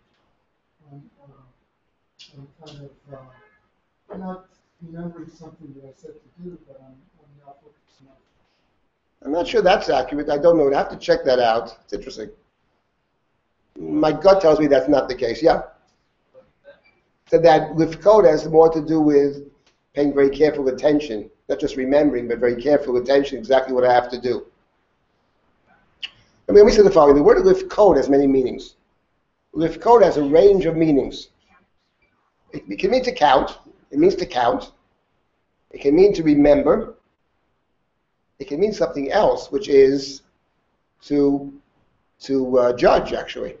In other words, uviyom pakdi ufakadati alehem, after the golden calf story, Moses prays for the people. God says to Moshe, listen, you guide the people. Uviyom pakdi, when I am pokei them, right, I will recall their sin. That has, the point over there is I will punish them. I would say that take to count. It can mean to remember or to recount in English, or take into account. To take into account. Those three in English, the three words are actually related, and they're related in Hebrew. Poked has a side to it, of a strict side to it, a side of judgment, a side of punishment. I wonder when Joseph said to his brothers, Pakod yifkod Elohim etchem, at the end of Genesis, God will someday yifkod etchem, whether he wasn't actually hinting at not just the redemption, but what it takes to get there. What it takes to get there is not so simple. So the word pokei carries with it a sense of not just remembering, taking into account, but a sense of judgment. And I wonder about this text, which is an ancient text we have before us, and very beautiful. The Hebrew is glorious. Ata zocher ma'aseh olam ufoked kol yitzurei kedem. It's interesting that the second half of that verse refers to humanity as yitzurei kedem. Yitzurei kedem is interesting. The word kedem, of course, is a term that first appears in the Bible in relationship to the Garden of Eden. Vayita Hashem Elokim gan bi'edem mikedem. And the second half is Vayasem sham et ha'adam asher yatzar. In chapter 1 of Genesis, we don't have the word yatzar. Only in chapter 2, in chapter 3. Vayitzer Hashem et litzar is to form. In fact, the God of the second creation narrative is represented much more as one who actually does something, who's yotzer, who forms, who shapes. The God of chapter 1 is borei, is oseh, but is not a yotzer. So I wonder here if right away in this first line there isn't already a hint at what is to come next. God is poked kol yitzurei kedem. Yitzurim, that's the second story. That's the Garden of Eden. That's about sin and punishment. This is how this section begins. It begins with judgment, but it recalls for us in the very beginning the first judgment. The first judgment, of course, is the story of Adam. Adam in the garden, Adam and Eve in the garden. That's how we begin. You remember, Zocher is a kinder and gentler term in the Torah. God is remembering Rachel. Right? God is hearing Rachel. It doesn't say Rachel cried out to God, but God is hearing it. God is remembering. The God of this beginning of this paragraph is a God who is poked. You have it in the Torah. Poked avon avot abanim, who visits the sins of the parents upon the children. That's the word poked. That's poked. Now it may have a positive side to it. That is a kind of distributive idea. That instead of punishing one person and wiping them out, you distribute the punishment over generations. Perhaps it has a kinder side to it. That's what Moses prays for in the sin of the spies. Don't kill them right now. You know, let's share the suffering. This way we can move forward. Okay, but it has with it poked as a side of punishment to it. Before you are revealed all of the hidden things. And the multitude of hidden things from the beginning of time. Here too, perhaps, there's a kind of hint at what's to follow. Because where do we first encounter the idea of things hidden from God, or the attempt to hide from God? That's the hiding, right? The hiding. The sinful human is hiding from God.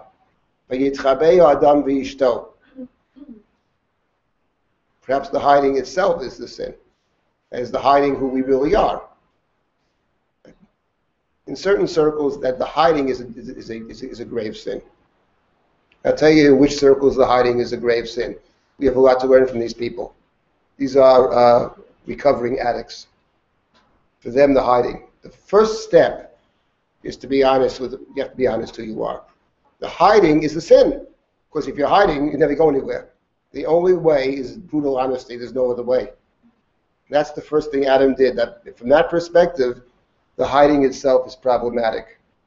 God is walking in the garden, and one might even get it. Walking in the garden, maybe even searching for where are my beloved creatures? And God can't find the creatures. Where are you? Where are you? You know, Ayeka. Get a sense of a God who's searching for them, and they're hiding. They're hiding from God. So here you have the God who is judging Yitzurei Kedem, the God who sees that which is hidden, Nistarot and Talumot. In Shechecha lifnei kisei kvodecha, Nothing is forgotten before your throne. Perhaps the throne being the kisei, being a place of judgment. Nothing is hidden from your eyes. And we continue with the same theme of the all-knowing God.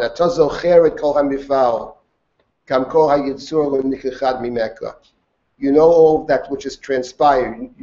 You know the deeds. You know what people have done. And the beings themselves cannot hide from you. Hayitzur. Hakol galui v'yadul, for everything. Kol, everything is known. Sofer umabit ad sof kol adorot. God who looks into the future, to the end of time.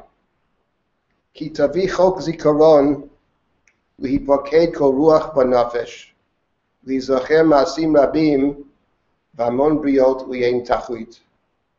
It's very beautiful. Let me ask you a question. What is the point of the God who sees into the future? What is this text saying to us? God is looking and sees all the future generations. Ki tavi chok zikaron v'hipaked kol ruach b'nafesh v'yizacher ma'asim rabim v'amon briot v'yein tachlit. How do you understand this? And it was saying this every Rosh Hashanah, 2 days Rosh Hashanah. What's your understanding? We're summoning up the God who sees everything in the future. What is the Chok Zikaron v'hipaked kol ruach b'nafesh? Anybody have any thoughts about that? Yeah? We always say that the world that we see is not the world that God sees, because we only see this through our limited eyes. So the one that God sees the beginning and the end and everything else, so we lose perspective of God doesn't. And what is the I understand that God has a different perspective because God sees the big picture, we don't. And how do you see and what is the relationship between the theme of what we're saying and that idea? How do you connect those two? Build on that, and what you're saying about Abraham was kind of what's the goal of creation, and there is an ultimate goal, and we're on the journey toward it. Rosh Hashanah, we meditate on the journey to get to that goal. Hashem has a goal in mind for us. Okay, so what you're suggesting then, if I understood you correctly, what you're suggesting is that this idea of, in other words, that the purpose of God's judgment then, if I understood you correctly, if I don't, correct me, the purpose of God's judgment is, in a way, kind of therapeutic, not from the standpoint of the one being judged per se, but the lessons that are the idea of judgment as a kind of instrument of teaching, and to move us towards a better place. The idea of judgment is not just to exact vengeance or whatever, not just punishment, but there's a positive side to judgment in that, from God's perspective, this is part of a process. The process ends up in a very different place. That's possible. Is that what you were suggesting? Okay, yeah. Which reduces you to, do you have free will to do anything about it? Give up now, might as well leave to God. Get evidence. Because if he sees God sees to the end of all generations, and is irrelevant to me, to his end, you're going to be good or I'm going to be bad. No, not necessarily. I don't think that the question of free will has to come in over here. Given the fact that people behave in a certain way, God is responding to that. In other words, the point being that the punishment or the consequence of our behavior is God is there to affect or to punish or to judge, because from God's perspective, even a negative act has potentially a very good end. I mean, the fact of the matter is, and this is important to remember, people don't learn from their successes. This is my experience. To the extent people learn anything, it's from consequences of what we made a mistake and we suffered for it in some way. And if we're lucky, then we're able to learn from that and hopefully don't repeat the same mistake. Given the fact that people behave in a certain way, and that God's involvement in the world as judge perhaps can be seen as God has a plan in mind. Okay, it's negative, but maybe we can use this to eventually arrive at a good end. It may take 10 generations, it may take 20 generations, but from God's perspective, every mistake, right, can be positive. The one who's very popular nowadays, I mean, I love him myself. Somebody said once, everybody should have two Rebbes. Your own Rebbe, and then there's also Rav Nachman. Rav Nachman, Moadim l'simcha. Rabbi Fruman from Tacoma was Moadim means our festivals, also means to fall down. Moadim l'simcha would say, your falling down is good because that's how you learn.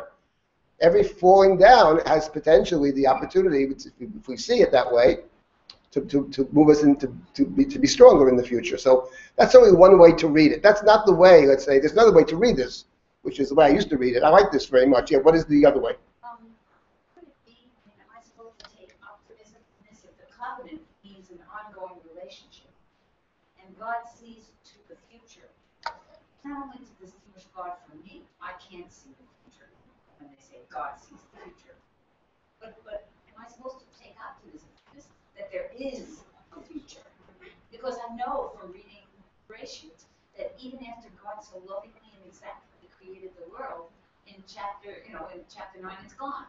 So it's not even earlier. It's gone in chapter 6. So basically, that's. Am I supposed to take optimism that the rabbis are saying right here in Zipporah that not only Hakol Galoy and Yadua, but that he's going to see to the future.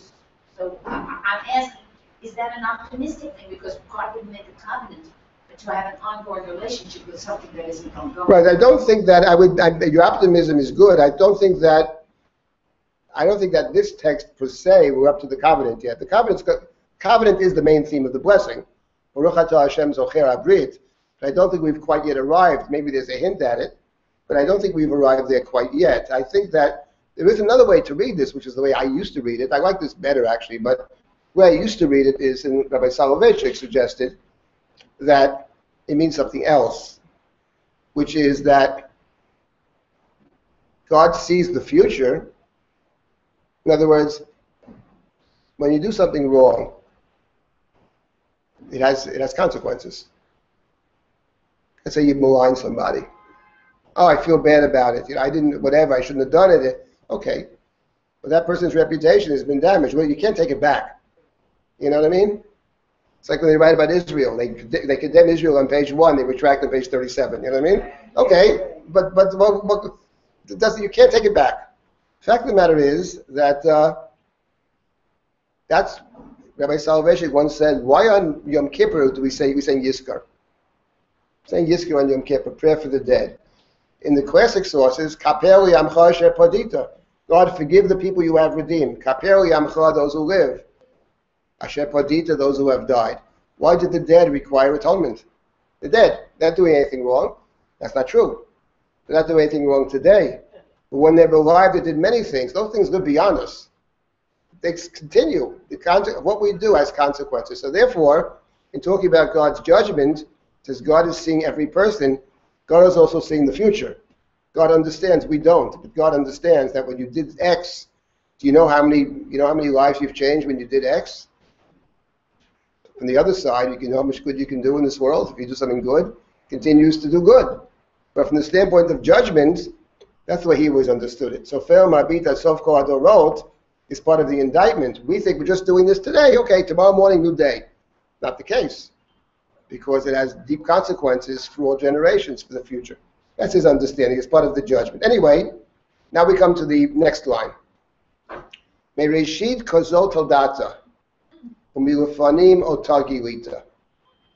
You made this point, right? You told us this from the very beginning, Mereshit. From time immemorial, you made this known. Ze hayom tchilat maasecha zikaron liyom rishon. This day is the first day, a memorial of the first day. Ki chok Yisrael hu mishpat Elohei Yaakov, a statute for Israel and an ordinance of the God of Jacob. That's a very critical line in the service, and it's a line that is not intuitively obvious as to what that means. You made this known from the beginning of time. The reason it's not intuitively obvious is it's based upon a midrash. And the author of this poem didn't bother to tell you what midrash. So I'll tell you the midrash. The midrash is this. The midrash is, this appears not only here, it appears elsewhere in the service also. The midrash is, well, first say the following. The Talmud says that the world was created not on Rosh Hashanah. The world is created on the 25th day of the month of Elul. That's what the Talmud says. The 6th day is Rosh Hashanah. In Midrashic tradition, Rosh Hashanah is not the first day of creation, it's the 6th, which is the day the human is created. The human being is created on Rosh Hashanah. This poem assumes that. It assumes the second point, that the human being is sinning on the day the human is created. Not 2 years later. On that day, the human is sinning. And the third point it assumes is, on the day the human is sinning, the human is judged. Therefore, the day of creation, which is the first day of, which is Rosh Hashanah, first day of Tishrei, is the day of judgment. It's the day of sin and the day of judgment. That's exactly what it says in our service here. This day, the beginning of Maasecha, referred to the human being. Naseh Adam. Zikaron Yom Rishon. This is a remembrance of that first day of judgment. Ki choku Yisrael hu mishpat Elohei Yaakov. And we, Israel, willingly enter into judgment. We are reenacting the first day of creation. That's how we begin in this section. We are reenacting the first day of creation. And then we continue. And that first day of creation, which is the day that Adam was judged and found guilty, together with Eve and whatever, that was a judgment of Adam. But who was Adam, actually? Adam. Adam has two different meanings. Adam is a person. Adam is also humanity. There is only one Adam at the time. There's Adam and his wife. So that day, the day of sentencing, where Adam is sentenced, who is sentenced? The person is sentenced, but also humanity is sentenced. So therefore the poem continues, and concerning nations, medinot, from the word din, it can be said, Ezel acherev, to whom will there be war and where will there be peace? Right? Where will there be abundance and plenty? Where there will be famine? That's collective groups, nations. Ubriot bo yipakedu, but also individual created beings are yipakedu, are remembered in judgment. Uhazkiram l'chayim v'lamavet, for life or death. Milon nifkad kayom hazeh, who is not taken account of on this day? Ki zecher kol hayitzur lefanecha ba, for the remembrance, we're now back to Yitzur again, of the ones you formed to come before you. Maseish ufkudato, the deeds of a person, ufkudato, and the person's obligations, job, responsibilities. Alilot mitzadei gaver, and the actions of the person, right? Mitzadei gaver, the steps of the person. Machshavot adam v'tachbuotav, the thoughts and the machinations.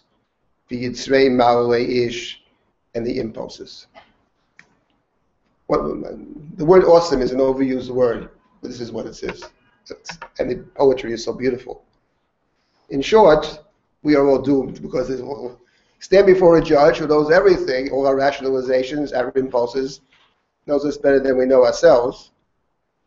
It's part of the idea of prayer. We stand before one who knows us better than we know ourselves, you know? What does it mean? What does it mean, Maseish ufekudato? Maseish ufekudato.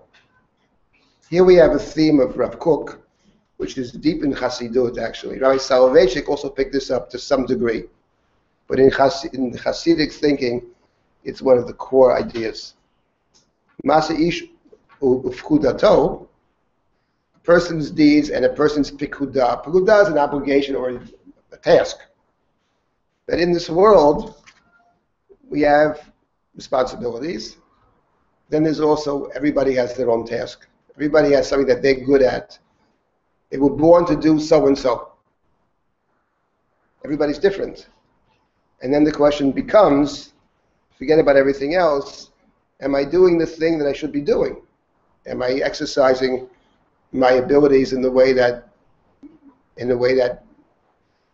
is a service to the world, an obligation to the divine, and a service?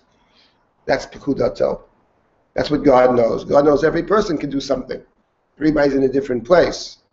In short, the judgment is an all-encompassing judgment. And we stand before the one who understands it all. The impulses, the rationalizations, the actions, nothing is hidden and nothing is forgotten. And the person who represents this on Rosh Hashanah is none other than Adam. After all, it's remembrance of the first day. Tchilat Ma'asecha, Zikaron Liyom Rishon. We are remembering our common ancestor.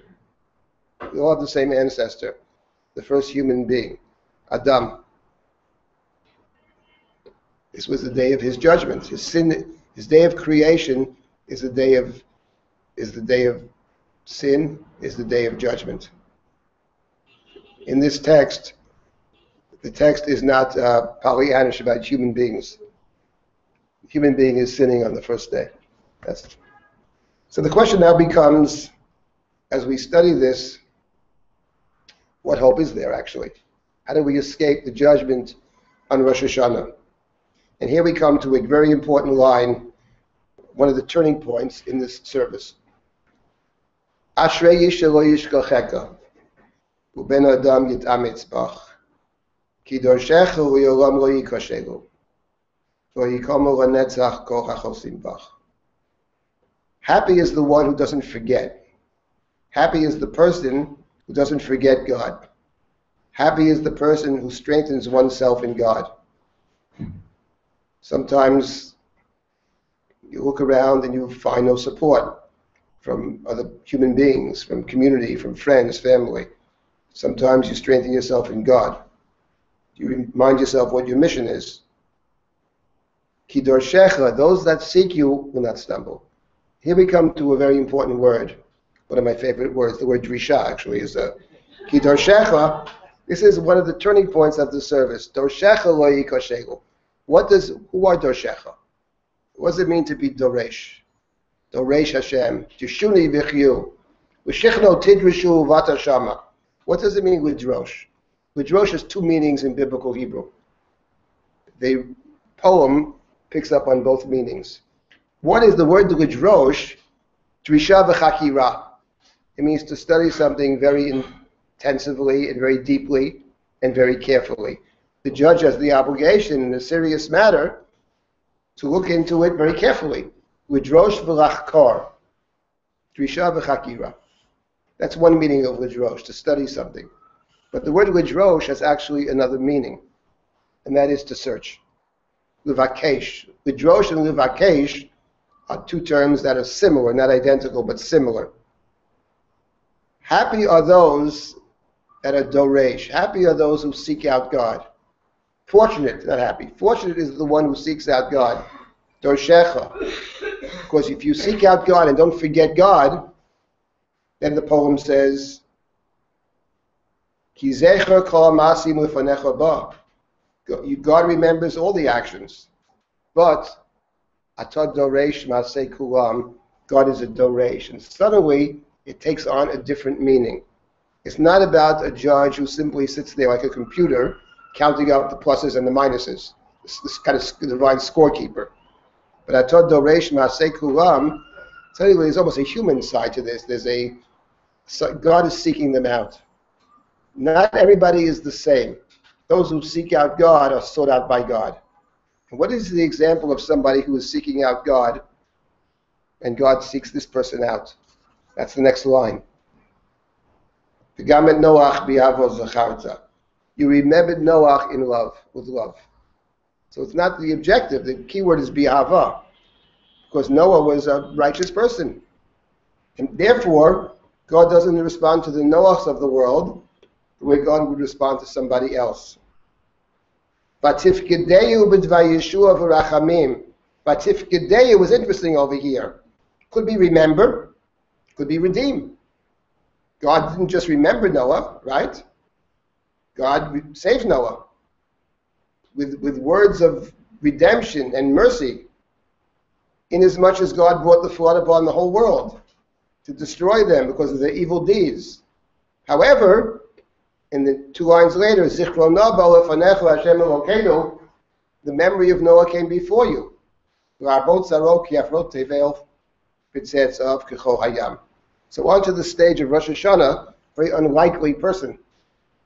We started with Adam, and now we move to Noah. Noah is the second step of creation. Noah is part of the creation narrative. Noah is the recreation of the world. And now, with this statement of Noah, and the idea that there are some people that God treats differently. Those that don't forget. Those that don't forget God, God doesn't forget them. God treats them differently. There's a law, but it's tempered by ahava, by love. And now, kakatuv b'toratecha, now we begin the section, of course, after this preamble. Now we begin the verses. And they're going to be 10 verses. 10 verses. The first 3 are from the Torah. So it's got to be a verse in which the word memory is found. That's the point. There are rules over here. You got to play by the rules. You can't just read any old verse. There's got to be the word Vayiskar, which there is. And in this verse, the first verse is referring to Noah. We have to remember something about the verses, an important point, just to be realistic about it. There are not an infinite number of verses. There are certain rules. The author is limited by the rules of the Talmud. You have to have the word to remember. But the first of them is Noah. God remembers Noah and the animals that are with him, and God caused a wind to pass over the earth. Vayashoku hamayim, and the waters were stilled. So this is the recreation. In the first creation in Genesis, it begins with this verse that God, in the beginning, God created heaven and earth, right? And the earth was a void. The ruach Elohim merachefet al panei hamayim, the ruach, either the wind or the spirit of God, hovered above the waters. Spirit of God probably refers, in biblical Hebrew, often refers to God's wisdom. Ruach Elohim is often the wisdom of God. So God created the world in wisdom. And the recreation of the world, the undoing of the world, as the waters exceed the boundaries.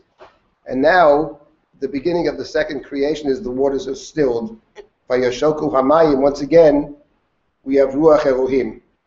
Vayaver Elohim Ruach al haaretz, Vayashoku hamayim. That's the first verse. And now we have more verses. So the next verse, on the next page, 159, V'nemar, and it says the following. And now we move to 2 more verses. Vayishma Elohim et nakatam, Vayiskar Elohim et brito et Avraham et Yitzchak. That's from Exodus. God is remembering, God is hearing the cries of Israel in Egypt, and God remembers the covenant with Abraham, Isaac, and Jacob. In the third verse, V'zacharti et briti Yaakov, af et briti Yitzchak, af et briti Avraham eskar v'haaretz eskar. I will remember my covenant with Jacob and Isaac and Abraham. I will remember the land. These 2 verses, the second and third verses from the Torah, of course the word remember is there, but also is the word covenant. Here we have the idea of the covenant. And it's interesting that in verse 2 and verse 3, they are referring to a situation in which the Torah speaks of a people or community who it would appear in and of themselves are incapable of being redeemed. It's a very important point. God is hearing the cries of Israel in Egypt, and God remembers the covenant with Abraham, Isaac, and Jacob. That is to say, that in and of themselves, that God may feel sorry for them, God would not be moved to redeem them. God only redeems them because of the cries that God is sensitive to, but also because of promises that God has made. The covenant is invoked typically in situations, and certainly in the third verse, which is taken from the book of Vayikra, from the admonition in Vayikra, where it says, I will send them out of the land, fail to observe the sabbatical years, they will confess their sins, they'll pay back the years that they worked the land, they shouldn't have worked the land, and the Torah repeats there, I will take them back, I will remember my covenant, which suggests to us that in and of themselves, they're unworthy of redemption, but that God is redeeming them because of promises God has made, covenantal promises. And this actually is a very important point. This, of course, becomes the key theme now in the rest of the blessing. And I think the point from the standpoint of the structure of the service is this, that there are three themes in this section. Theme number one is judgment. That's the primary theme. Rosh Hashanah is the day of judgment. But then you can escape judgment. Some people can escape judgment if you are a seeker of God, if you don't forget God. The first example being Noah. And that's great if you're a seeker of God. But for the rest of us who are not, the question is, how do we achieve redemption? How do we escape the judgment of Rosh Hashanah if we're not seekers of God, if we're not, in the words of the Torah, as Noah was, ish tzaddik and tamim, a perfect and whole and pure and righteous person? For those who are less than perfect, how do we have a successful escape from the judgment, from the all-knowing judge? So here, the critical theme is that of covenant. That's the theme that appears here in the verses, and this is the theme that the text runs with, and that's the theme that, of course, is the last Torah verse on the bottom of page 159, and that's the theme that is actually the blessing. Blessed are you, O God, who remembers the covenant. That's the blessing of the Zichronot section. So the covenant over here, of course, is the focus. When it comes to covenant, God remembering the covenant of Abraham, Isaac, and Jacob. God remembers the covenant of Jacob, Isaac, and Abraham. And later we'll come back again, of course, in a couple of minutes, to the binding of Isaac, which is, of course, the culmination of this blessing. But before we get to the binding of Isaac, let me just go through a couple of other points in this blessing about the other verses. Now, the next section is something here I must confess I don't understand. And I actually did a little research on this. My gut tells me there's a mistake here. But since every text I found says the same thing, I'm very hesitant to say that. The second section, of course, we finished with the three biblical Torah verses. Now we come to the three verses from the Psalms. Divrei Kodshecha, they're called, your holy words. It says the following. Zecher asal niflotav, chanun v'rachum Hashem, v'nemar, teref natan lireyav, yizkar liolam brito. So we quote two verses over here. It says the following. God has made a memorial for God's wondrous works. The Lord is gracious and full of compassion. And it says, God gave meat to them that fear him. God will be mindful of the covenant. So those two verses are from the Psalms. I don't have the citation here. I think it's either 110 or 1... Let me just see. It might be... Page 159. Okay. On the next verses, which is about 7 or 8 lines from the top of the page. Right? Everybody sees that? 8 lines down. Okay. 8 lines down. Yeah, Psalm 111, actually. Psalm 111. Page 1555 in this translation. Psalm 111. It begins, Hallelujah, Odeh Hashem b'chol levav, b'sod yisharim ve'edah. This is a small psalm, Psalm 111. Odeh Hashem b'chol levav. It's a very nice tune to it also. Good tune. In any event, if you look at the psalm, you'll see straight out, it's a psalm which is in alphabetical order. It's like an alphabet psalm. Psalm 111. What is particularly strange, that's why I suggest something's not right here, but I would put my question out there. Zecher asal nifliotav, chanun v'rachum Hashem, is verse number 4 of Psalm 111. Okay? Verse number 5, Teref Notanu, is the next verse. Zayin Chet Tet Yud. What is very strange is, first of all, that only one of the two verses has the word Zecher in it. This counts for 2 verses. Give me 3 verses. This counts for 2. But only one of them has the word Zecher. And not only that, the word Zecher doesn't actually mean, it would appear, that memory. It's not that God is remembering. Zecher Asal Niflotav, right? Here they translate, God has one renowned for God's wonders, which is pretty correct. It's very odd. I mean, so I would have, I mean, what what I'm hesitant to say is that initially this counts as one verse, was short a verse. So I was trying to find today in the Sephardic Machzorim if they have a different set of verses, but I couldn't find it. I have to do some more research on that. Now the verse does have the word Zecher, and it does have the word Brit, but the counting it is two verses, which I think is very strange.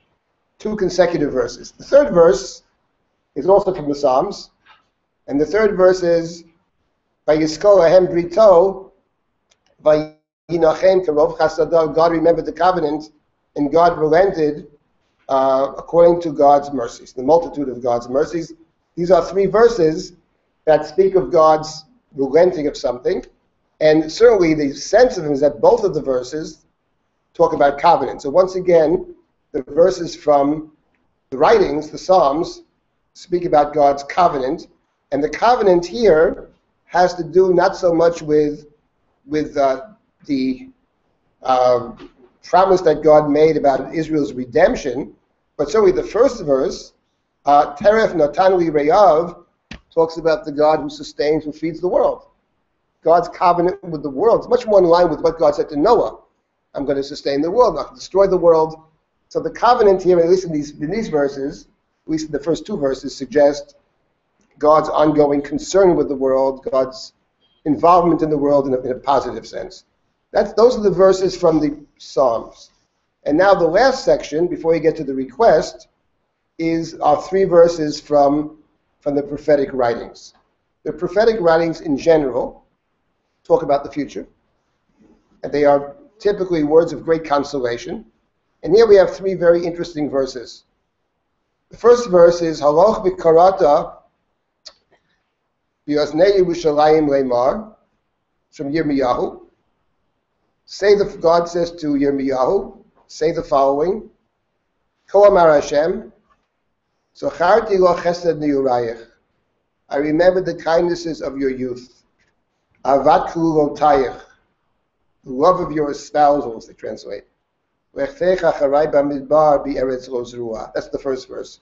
How you followed me into a land that was not sown. You followed me into a desert. Now we have the second verse. I will remember my covenant I made with you in the days of your youth. I will establish for you a covenant forever. The first two verses are speaking of a God who remembers what was a covenant. It's a relationship. So sometimes you meet somebody, or sometimes you are close to somebody for many years, things don't work out, personal and business, whatever it is. But in assessing the person, you can't forget the past. That's the point over here. God is saying, we ask God to remember us not the way we are today. We ask God to remember us the way we used to be. Remember when we were young, idealistic. Remember we did these crazy things. Remember you followed me into a desert. Remember the kind of faith you had in me. It's very powerful. God is remembering the way things once were. And God is saying, if it once was that way, maybe we can go back to that place again. Those are the first two verses.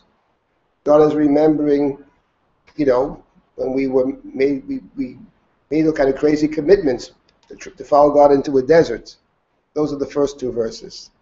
But then the third verse, the Ne'emar, this is also from the Haftorah of the second day of Rosh Hashanah. Havein yakiru Ephraim im yeled shashulim. Ki midei dabribo zachar es kerenu od. Akein hamum me'aylo v'chem arachamenu num Hashem. And the third verse, actually, which is taken from Yirmiyahu, that's the Haftorah of the second day. It's very powerful. God says, isn't Ephraim a beloved child to me? Yeled Shashuim. Yeled Shashuim. The child that I played with. God is remembering Ephraim. Ephraim is, in the prophetic writings, often the wayward child. It's a northern kingdom, but Ephraim is a problem. The wayward child. Isn't Ephraim a Yeled Shashuim? Even if I talk about him, I am remembering. When I mention his name, I'm remembering him. And I yearn for him. Rachem arachamenu num Hashem, I will certainly have mercy upon him. In this third verse, it's not about remembering the way he was when he was an adolescent. It's not, maybe by the time he was adolescent, there was already trouble. It's remembering the way he was when he was an infant. That's the Yeled Shashuim. We're asking God to remember us in our innocence, the way we once were. And the truth is, when you look at the Haftorah, very powerful Haftorah, in the Haftorah, this verse is God's response. In the Haftorah, we have a hero in the Haftorah. Our most beloved, we have matriarchs and patriarchs. We have 4 matriarchs, 3 patriarchs, but there's one we really love. The Jewish people, there's one of them we love more than any other, by far. No comparison. It's Rachel. That's the one we love. Not because she's so virtuous and so ethical and so moral. She's not. There's nothing to suggest she is, actually. Even the Midrashim that praise her don't suggest it. She loved her sister so much, so she colludes with her sister to defraud her husband. It's not about that. It's not about ethics. It's about something very different. That is the Rachel of the Torah, she wants to have children, she dies having children. And the Rachel of the prophetic writings never gives up on her children. This is the Rachel Mavaka Abonea. That's Haftorah. But Rachel is standing there by the borders, waiting for her children to come home. And God says to Rachel, stop crying. Mini Raglech Ibechi. It's interesting that it's actually Rachel's the only one. The Midrashim picked this up, actually. It's interesting that in the Midrashim, she's different than all the others. And perhaps the formulation is like this. The other matriarchs and patriarchs, they're all buried in Hebron. Maharat Machpelah. In fact, Rashi quotes, Chumash, Rashi says that when the spies were sent into the land, Kalev was near Hebron. Kalev was in Hebron. So Kalev went to Hebron because he wanted to pray by the grave. He says, how can I not go there and pray there? Abraham and Sarah are there. So he goes, he prays Jacob and Leah, Yitzchak and Rivka. You go to pray there. But Rachel is different, actually. Rachel is not buried in there. Rachel is buried in some roadside grave. Who knows where she is? Baderech. Rachel has no place. The person that has no place, you see, that's the only one who actually can stand and wait on the road for those who have no place. That's the point of Rachel. So, of course, we love Rachel for one very simple reason. Not because she's so moral. Because she loves us. Because we know wherever we do in this world, she's waiting for us. That's the point of Rachel. So in the Haftorah, God is responding. Kol b'Ramah nishma. There's a cry in Ramah. Rachel Mavaka. But it's interesting. Where is Rachel's grave? In the Rosh Hashanah, it's in Ramah. In the book of Samuel, it's in Seltzach. In the Torah, it's B'derech Efrat. She's every place. She's no place, every place. Wherever she has to be, she goes out there, she waits. So in the Haftorah, actually, God says to Rachel, don't cry. V'shavu banim l'vulam. The children will come home. They'll return someday. Since you don't give up on them, I don't give up on them. That's the Haftorah. She's the heroine of Rosh Hashanah. She never gives up on us. She's always there for us. So this is the last verse. I mean, it's very powerful. Abein Yakili Ephraim is maybe it's one of the highlights of the davening. Isn't Ephraim beloved to me? I mean, a little child, right? Yeled Shashuim. Don't see us the way we are today. Imagine us the way we were, innocent children. That's the point. It's very powerful. Rachem arachamenu num Hashem probably is a play on rechem, on womb. In other words, God says, I go back even before he's born. You're talking Yeled Shashuim, and I say to you, Rachem arachamenu, even before. That's the idea of we have something which transcends our behaviors. That's what we're saying. Not that we just do whatever we want, but we're relying on Rosh Hashanah on something else, which is a different kind of relationship, which we call covenantal. There's something very deep about this. We are part of this people, we're part of this community, and perhaps Perhaps we also are saying, I like to believe we say this, which is, it's not just we're related to Abraham, it's that we also see him as our hero. We see him as a model of behavior. Okay, we fall short, but we are still connected to Abraham. We're connected to Abraham, to Isaac, to Jacob, to the matriarchs, to Rachel.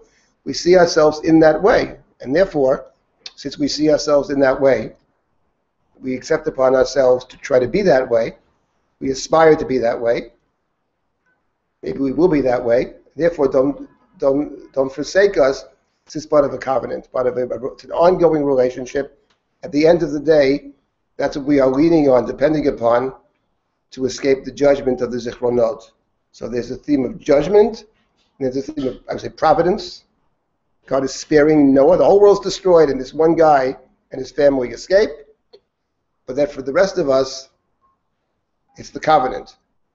And now we come, that's the end of this section. Rachem Rachem Adum Hashem. And now we have the request. This next section is the request. The first 9 verses are part of the statement. What is this day of Rosh Hashanah about? Judgment, providence, covenant. And now we are making a request, which is the last paragraph on page 159. Elokeinu v'Elokei Avotenu, Zachreinu b'zichron tov lefanecha. We ask God to remember us for good. Remember, we started by saying God remembers everything. There's no forgetfulness before God's throne. Ufakteinu b'fkudat Yeshua v'rachamim mishmei shmei kedem. The request section is picking up on the language that we have in the beginning. Yitzurei kedem, pikudat Yeshua v'rachamim. Uschalanu Hashem Elokeinu et habrit et hachesed et hashvuah asher nishbatu liAvraham Avinu b'har. We ask God to remember the kindnesses and the promises. God made a promise in the end of the Akeidah. Be nishbati num Hashem. At the end of the Akeidah, God is swearing. So when you swear, you have to keep your oath. In the Bible, you can't get out of oaths. You take an oath, you keep it. So you made an oath. We are reminding God of God's promise that you made in Har Moriah.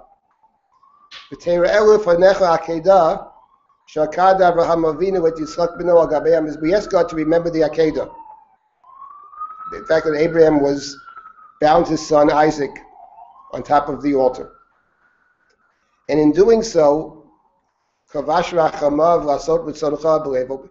Abraham overcame his basic nature. The basic nature of Abraham, we claim in this text, is that of kindness. It's about chesed. He's a kind person. Yet when you commanded him to sacrifice his son, he didn't question it. He did what you told him to do.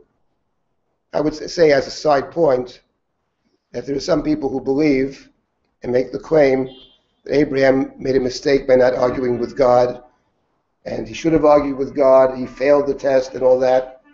That goes under the category of narishkeit. It's complete and utter nonsense. Anybody who has the slightest ability to read the Torah understands that's absolutely impossible. It's clear in the Chumash, without question, whatever the problems it causes for us, that he passes the test perfectly. Yes, he did pray for Sodom. That's true. But he doesn't pray for his son Isaac, and for a very simple reason. Because when it comes to Sodom, God said to Abraham, I can't hide from you what I plan to do. I know you're concerned with justice and righteousness. I've got to tell you what I plan to do. That's called an invitation. I invite you to argue with me. Right? And Abraham says, what? The God of justice won't do justice? There's an invitation. When it comes to the Akeidah, which begins with the words, at that time God tested Abraham. God tested Abraham means, very simple, that there's no place to argue. You know, let's read the text for a second. Sometimes you're talking to somebody. Someone says something to you and you understand, listen, I don't want you arguing about this point. You know what it really means. I want you arguing about this point. But sometimes somebody says something and you know there's no point to argue because they're not actually inviting a conversation. The decision has already been made. There's nothing that's going to change it.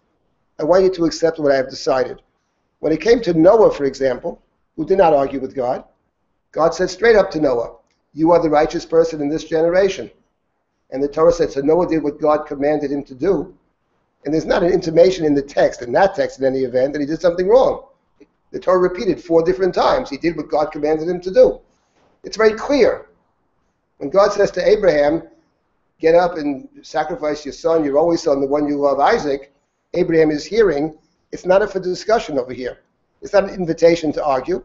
It's a test, and that's what it is.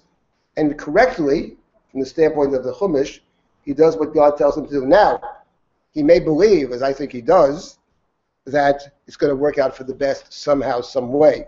That I think is a good reading. But the idea that he should have said, what are you talking about? He's innocent. How can you ask me to murder my son? To which God's answer will probably be, I didn't ask you to murder him. I asked you to sacrifice him. That's not the same thing. But in any event, there's no intimation in the text, and actually it's the opposite. It's obvious in the text that we have a perfect fulfillment of God's command for the following reason.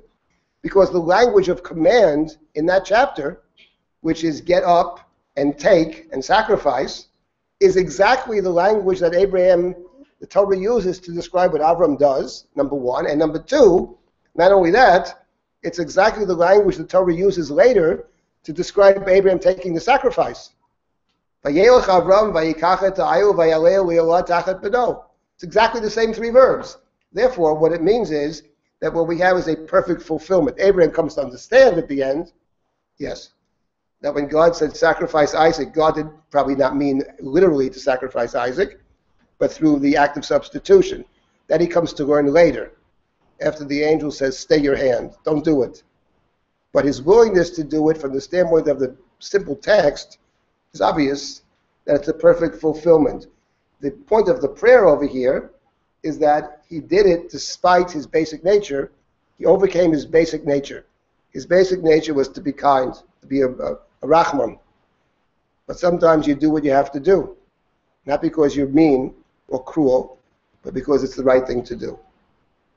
And we ask God on Rosh Hashanah, amazingly enough, the same way Abraham overcame his basic nature. We are asking you, God, to overcome your basic nature. Now, what is God's basic nature? God's basic nature, certainly at Rosh Hashanah, and probably beyond, what is God's seal? God's seal is truth, emes. Truth. God's seal is truth. That's a very important, we lose sight of that very often. God's seal is truth, emes. Rosh Hashanah is certainly a day of truth. It's a day of justice, a day of judgment. God is the true judge. True judgment.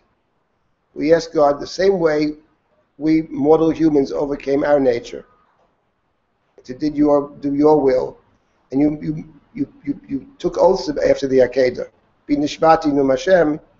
We ask you to overcome your basic nature. God's basic nature is not mercy. God's basic nature is truth. So therefore, similarly, your mercy should overcome your anger, right? The presumption being that fundamentally you have the right to be angry. Fundamentally, we're not saying we're innocent. At the end of the day, that's not the path we want to go. But rather, use your great goodness to stay your anger from your people, from your city, from your inheritance, and to fulfill the promise you made in your own Torah through Moshe. And that's the last verse, also taken from Vayikra, from the Tochacha. V'zacharti lahem brit rishonim, I will remember the covenant I made, the early covenant, when I took them out of Egypt. Right? In other words, what's interesting is that on Rosh Hashanah at least, we're not making the claim on Rosh Hashanah that we're perfect. Far from it. At the end of the day on Rosh Hashanah, we see ourselves as flawed. We see ourselves as unworthy. But we are relying on God's promises, and that's tied in with God's promises as part of the covenant. It's two-sided agreement. We did our part, you do your part. And now we end with remarkable verse, remarkable statement. You remember all forgotten things. There is no forgetfulness before your throne. That's how we started. That was the very beginning of this little poem. There's no forgetfulness. Everyone's response was, oy, oy, oy. No forgetfulness. It's hopeless. Now we turn everything on its head at the end through covenant. We say, no, there's no forgetfulness. You remember everything. Therefore what? If you remember everything, you must not have forgotten the binding of Isaac. Akeidah Yitzchak v'zaro hayom rachamim tizkor. And the binding of Isaac today remember in mercies for his descendants. Blessed are you, O God, who remembers the covenant. That's how we managed to turn things around at the end of this blessing. I call it the central blessing. Let's not forget, the day is Yom HaZikaron. It's a day of remembering. That's Rosh Hashanah in our liturgy. Blessed are you, O God, who remembers the covenant. Here I think is an important difference between Rosh Hashanah and Yom Kippur. In the Chumash, there are two different places, actually more than two, where the Chumash speaks about repentance, confession. One of them is in Vayikra chapter 26, which has been cited here twice. That chapter is cited twice in this blessing, in terms of covenant. God remembering the covenant with Jacob and Isaac and Abraham, the covenant of the earlier years when I took them out of Egypt. There it mentions confession. They will confess their sins and the sins of their ancestors. What's interesting is in that context, it would appear that confession itself is insufficient. Because the Torah says, I'll take them back because of my promises. That's chapter 26. This week we are reading chapter 30 of Deuteronomy, always before Rosh Hashanah. Atem Nitzavim is the parasha. Chapter 30 is about repentance. Begins Vashevota Elavavecha. Beautiful section of the Torah. And there's a long description, from the Torah standpoint, a long description, minimally 11 verses, which speaks about, one might say, a dance between God and Israel. Each one is returning to the other. The verb lashuv appears 7 times at least. Sometimes God is returning to Israel. Sometimes Israel returns to God. It's a long process of return. There's no mention of covenants with ancestors or anything like that. There the sense is that you have the ability to return on your own. You being the generation that grew up in the desert, they were never slaves, and they're able to somehow make it back with God's help. It's an interactive and lengthy process. On Yom Kippur, I would say, the theme of Yom Kippur is actually tshuva. Yom Kippur is about repentance. And it's the last day of repentance. It's the end of a whole process. And there, the claim we make on Yom Kippur is that fundamentally, we're able to initiate a process of return. Yes, there's always an act of grace inherent in repentance, but basically, on Yom Kippur, there's a sense that our fate is in our own hands. It's up to us. At the end of the day, it's up to us. That's a Yom Kippur theme. On Rosh Hashanah, that theme is not present in the liturgy. There's no confessions on Rosh Hashanah, and there's no penitential prayers on Rosh Hashanah. There's no slichot on Rosh Hashanah. Remarkably so, actually. They're very long slichot the day before Rosh Hashanah, and they're very long slichot the day after Rosh Hashanah. Rosh Hashanah itself has no slichot. So it's not about repentance in that sense. It is about judgment. It's about responding to the recognition that we are being judged. It begins a process of thinking about how things could be different. At the end of the day, we're not in a place yet where we can talk about ourselves as being, in any sense, worthy. And therefore, in the central section, we have to rely on something else. What we rely upon is being part of a certain community, or having those who came before us, rely on the merit of those who have come before us. There's a deep sense of being unworthy on Rosh Hashanah, actually. It's a very different feel to it. It's not Yom Kippur at all. It's a totally different feel. And this is the blessing. Blessed are you, O God, who remembers the covenant. So this basically is the theme of Zichronot. There's more here, but this is the theme of Zichronot, the tripartite theme of Zichronot. Let me just conclude, because we started 30 minutes early, so we got the full time. We started at 2:45. Let me just say one thing about the Akeidah, anyway, to leave with a thought about Akeidah Yitzchak, which is the following point about the Akeidah. Here's a question that I think people don't ask. Study the Akeidah. Maybe we heard 100 different classes on the Akeidah. But I've yet to hear this question asked. except when I talk to myself. I mean, but outside of that, which I've been doing a lot lately. But the question is a very simple question. The story of Abraham at the Akeidah is called the test. Elohim Nisa et Abraham. God tests Abraham, tries or tests Abraham.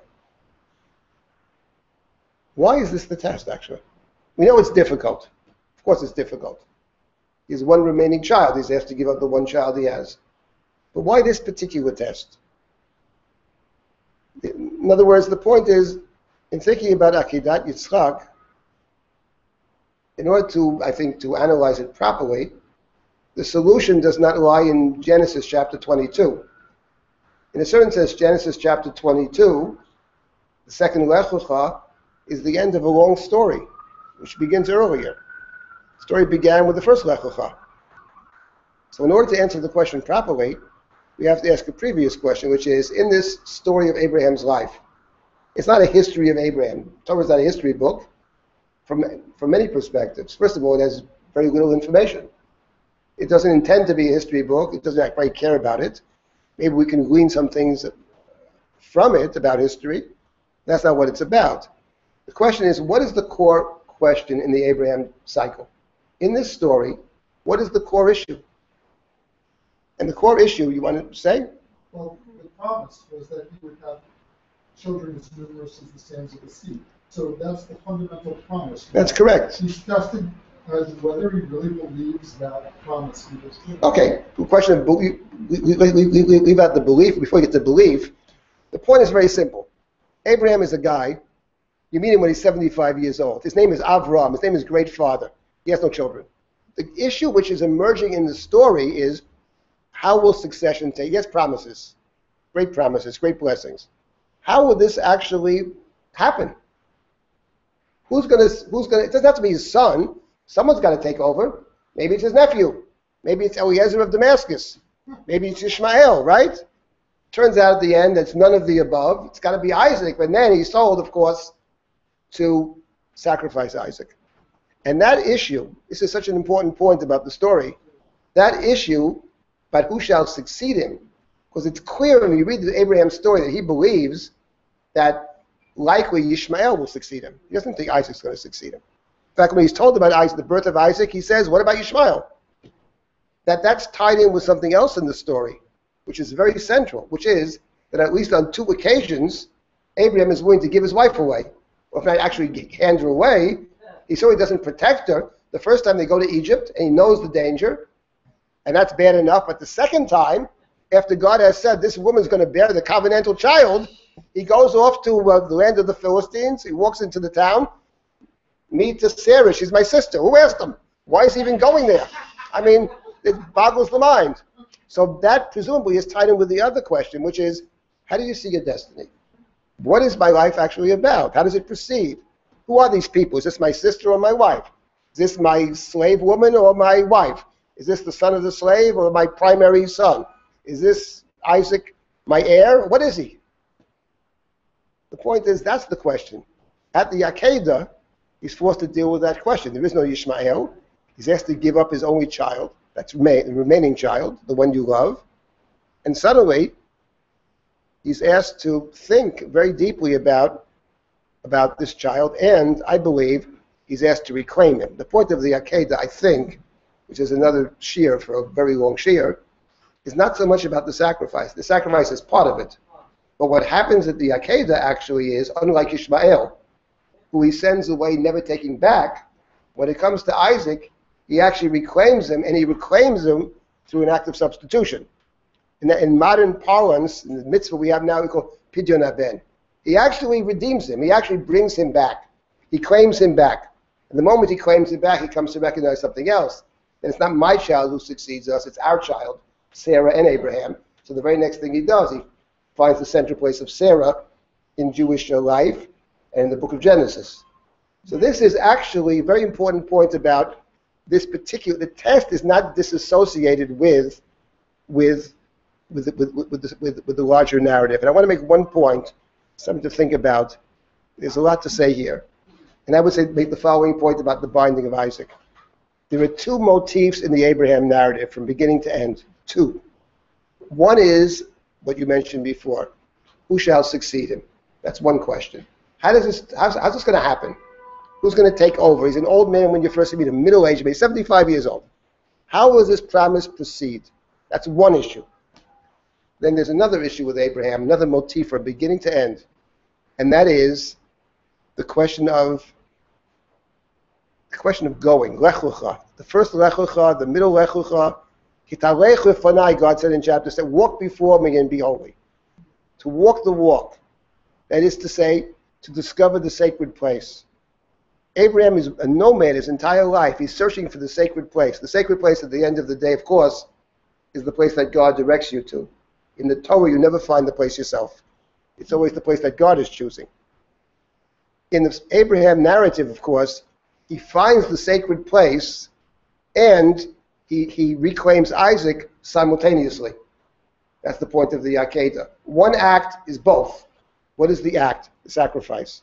The sacrifice is both substituting something else for Isaac and taking him back, but the sacrifice is affirming that this is the sacred place, which he actually names. The place that God has seen or God has chosen. That's what he said to Isaac. God will see a sacrifice, he says. Elohim Yireh, that's the place. So the two things happen simultaneously. He actually discovers the sacred place, the place that substitutes for the Garden of Eden, as we have spoken before. Only at the moment.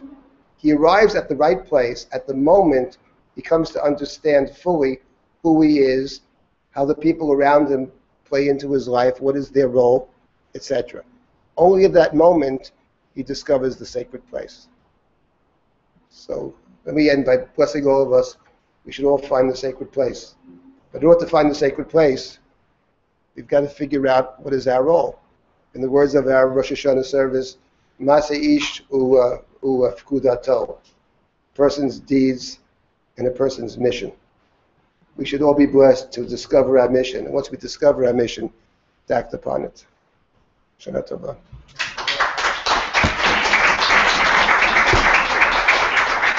Ready? A couple of questions. I'll take a couple of questions. Yes, please. I don't know. I just see the end as God's reclamation, not Avram. I mean, Avram does not reclaim. There's an intercession. There's no agency for Avram. I think God is helping. I mean, you know, he doesn't stop it. God stops it. That's true. But he comes to understand what God wants. That's the point. The point of the story is, I think it's actually less about belief. I think it's more about perception. The fact that the end of that story, I say throughout the Akeidah, on two different occasions in the Akeidah, the Torah makes the point that he sees something. The first instance, he sees the mountain far away. The second instance, he sees the ram, which is literally behind him. Those are things that are hard to see, the things that are far away, or the things that are out of our line of vision. We only can see them if we understand what, or if we know what's there. I think what you have in the story is Abraham and God are completely in sync.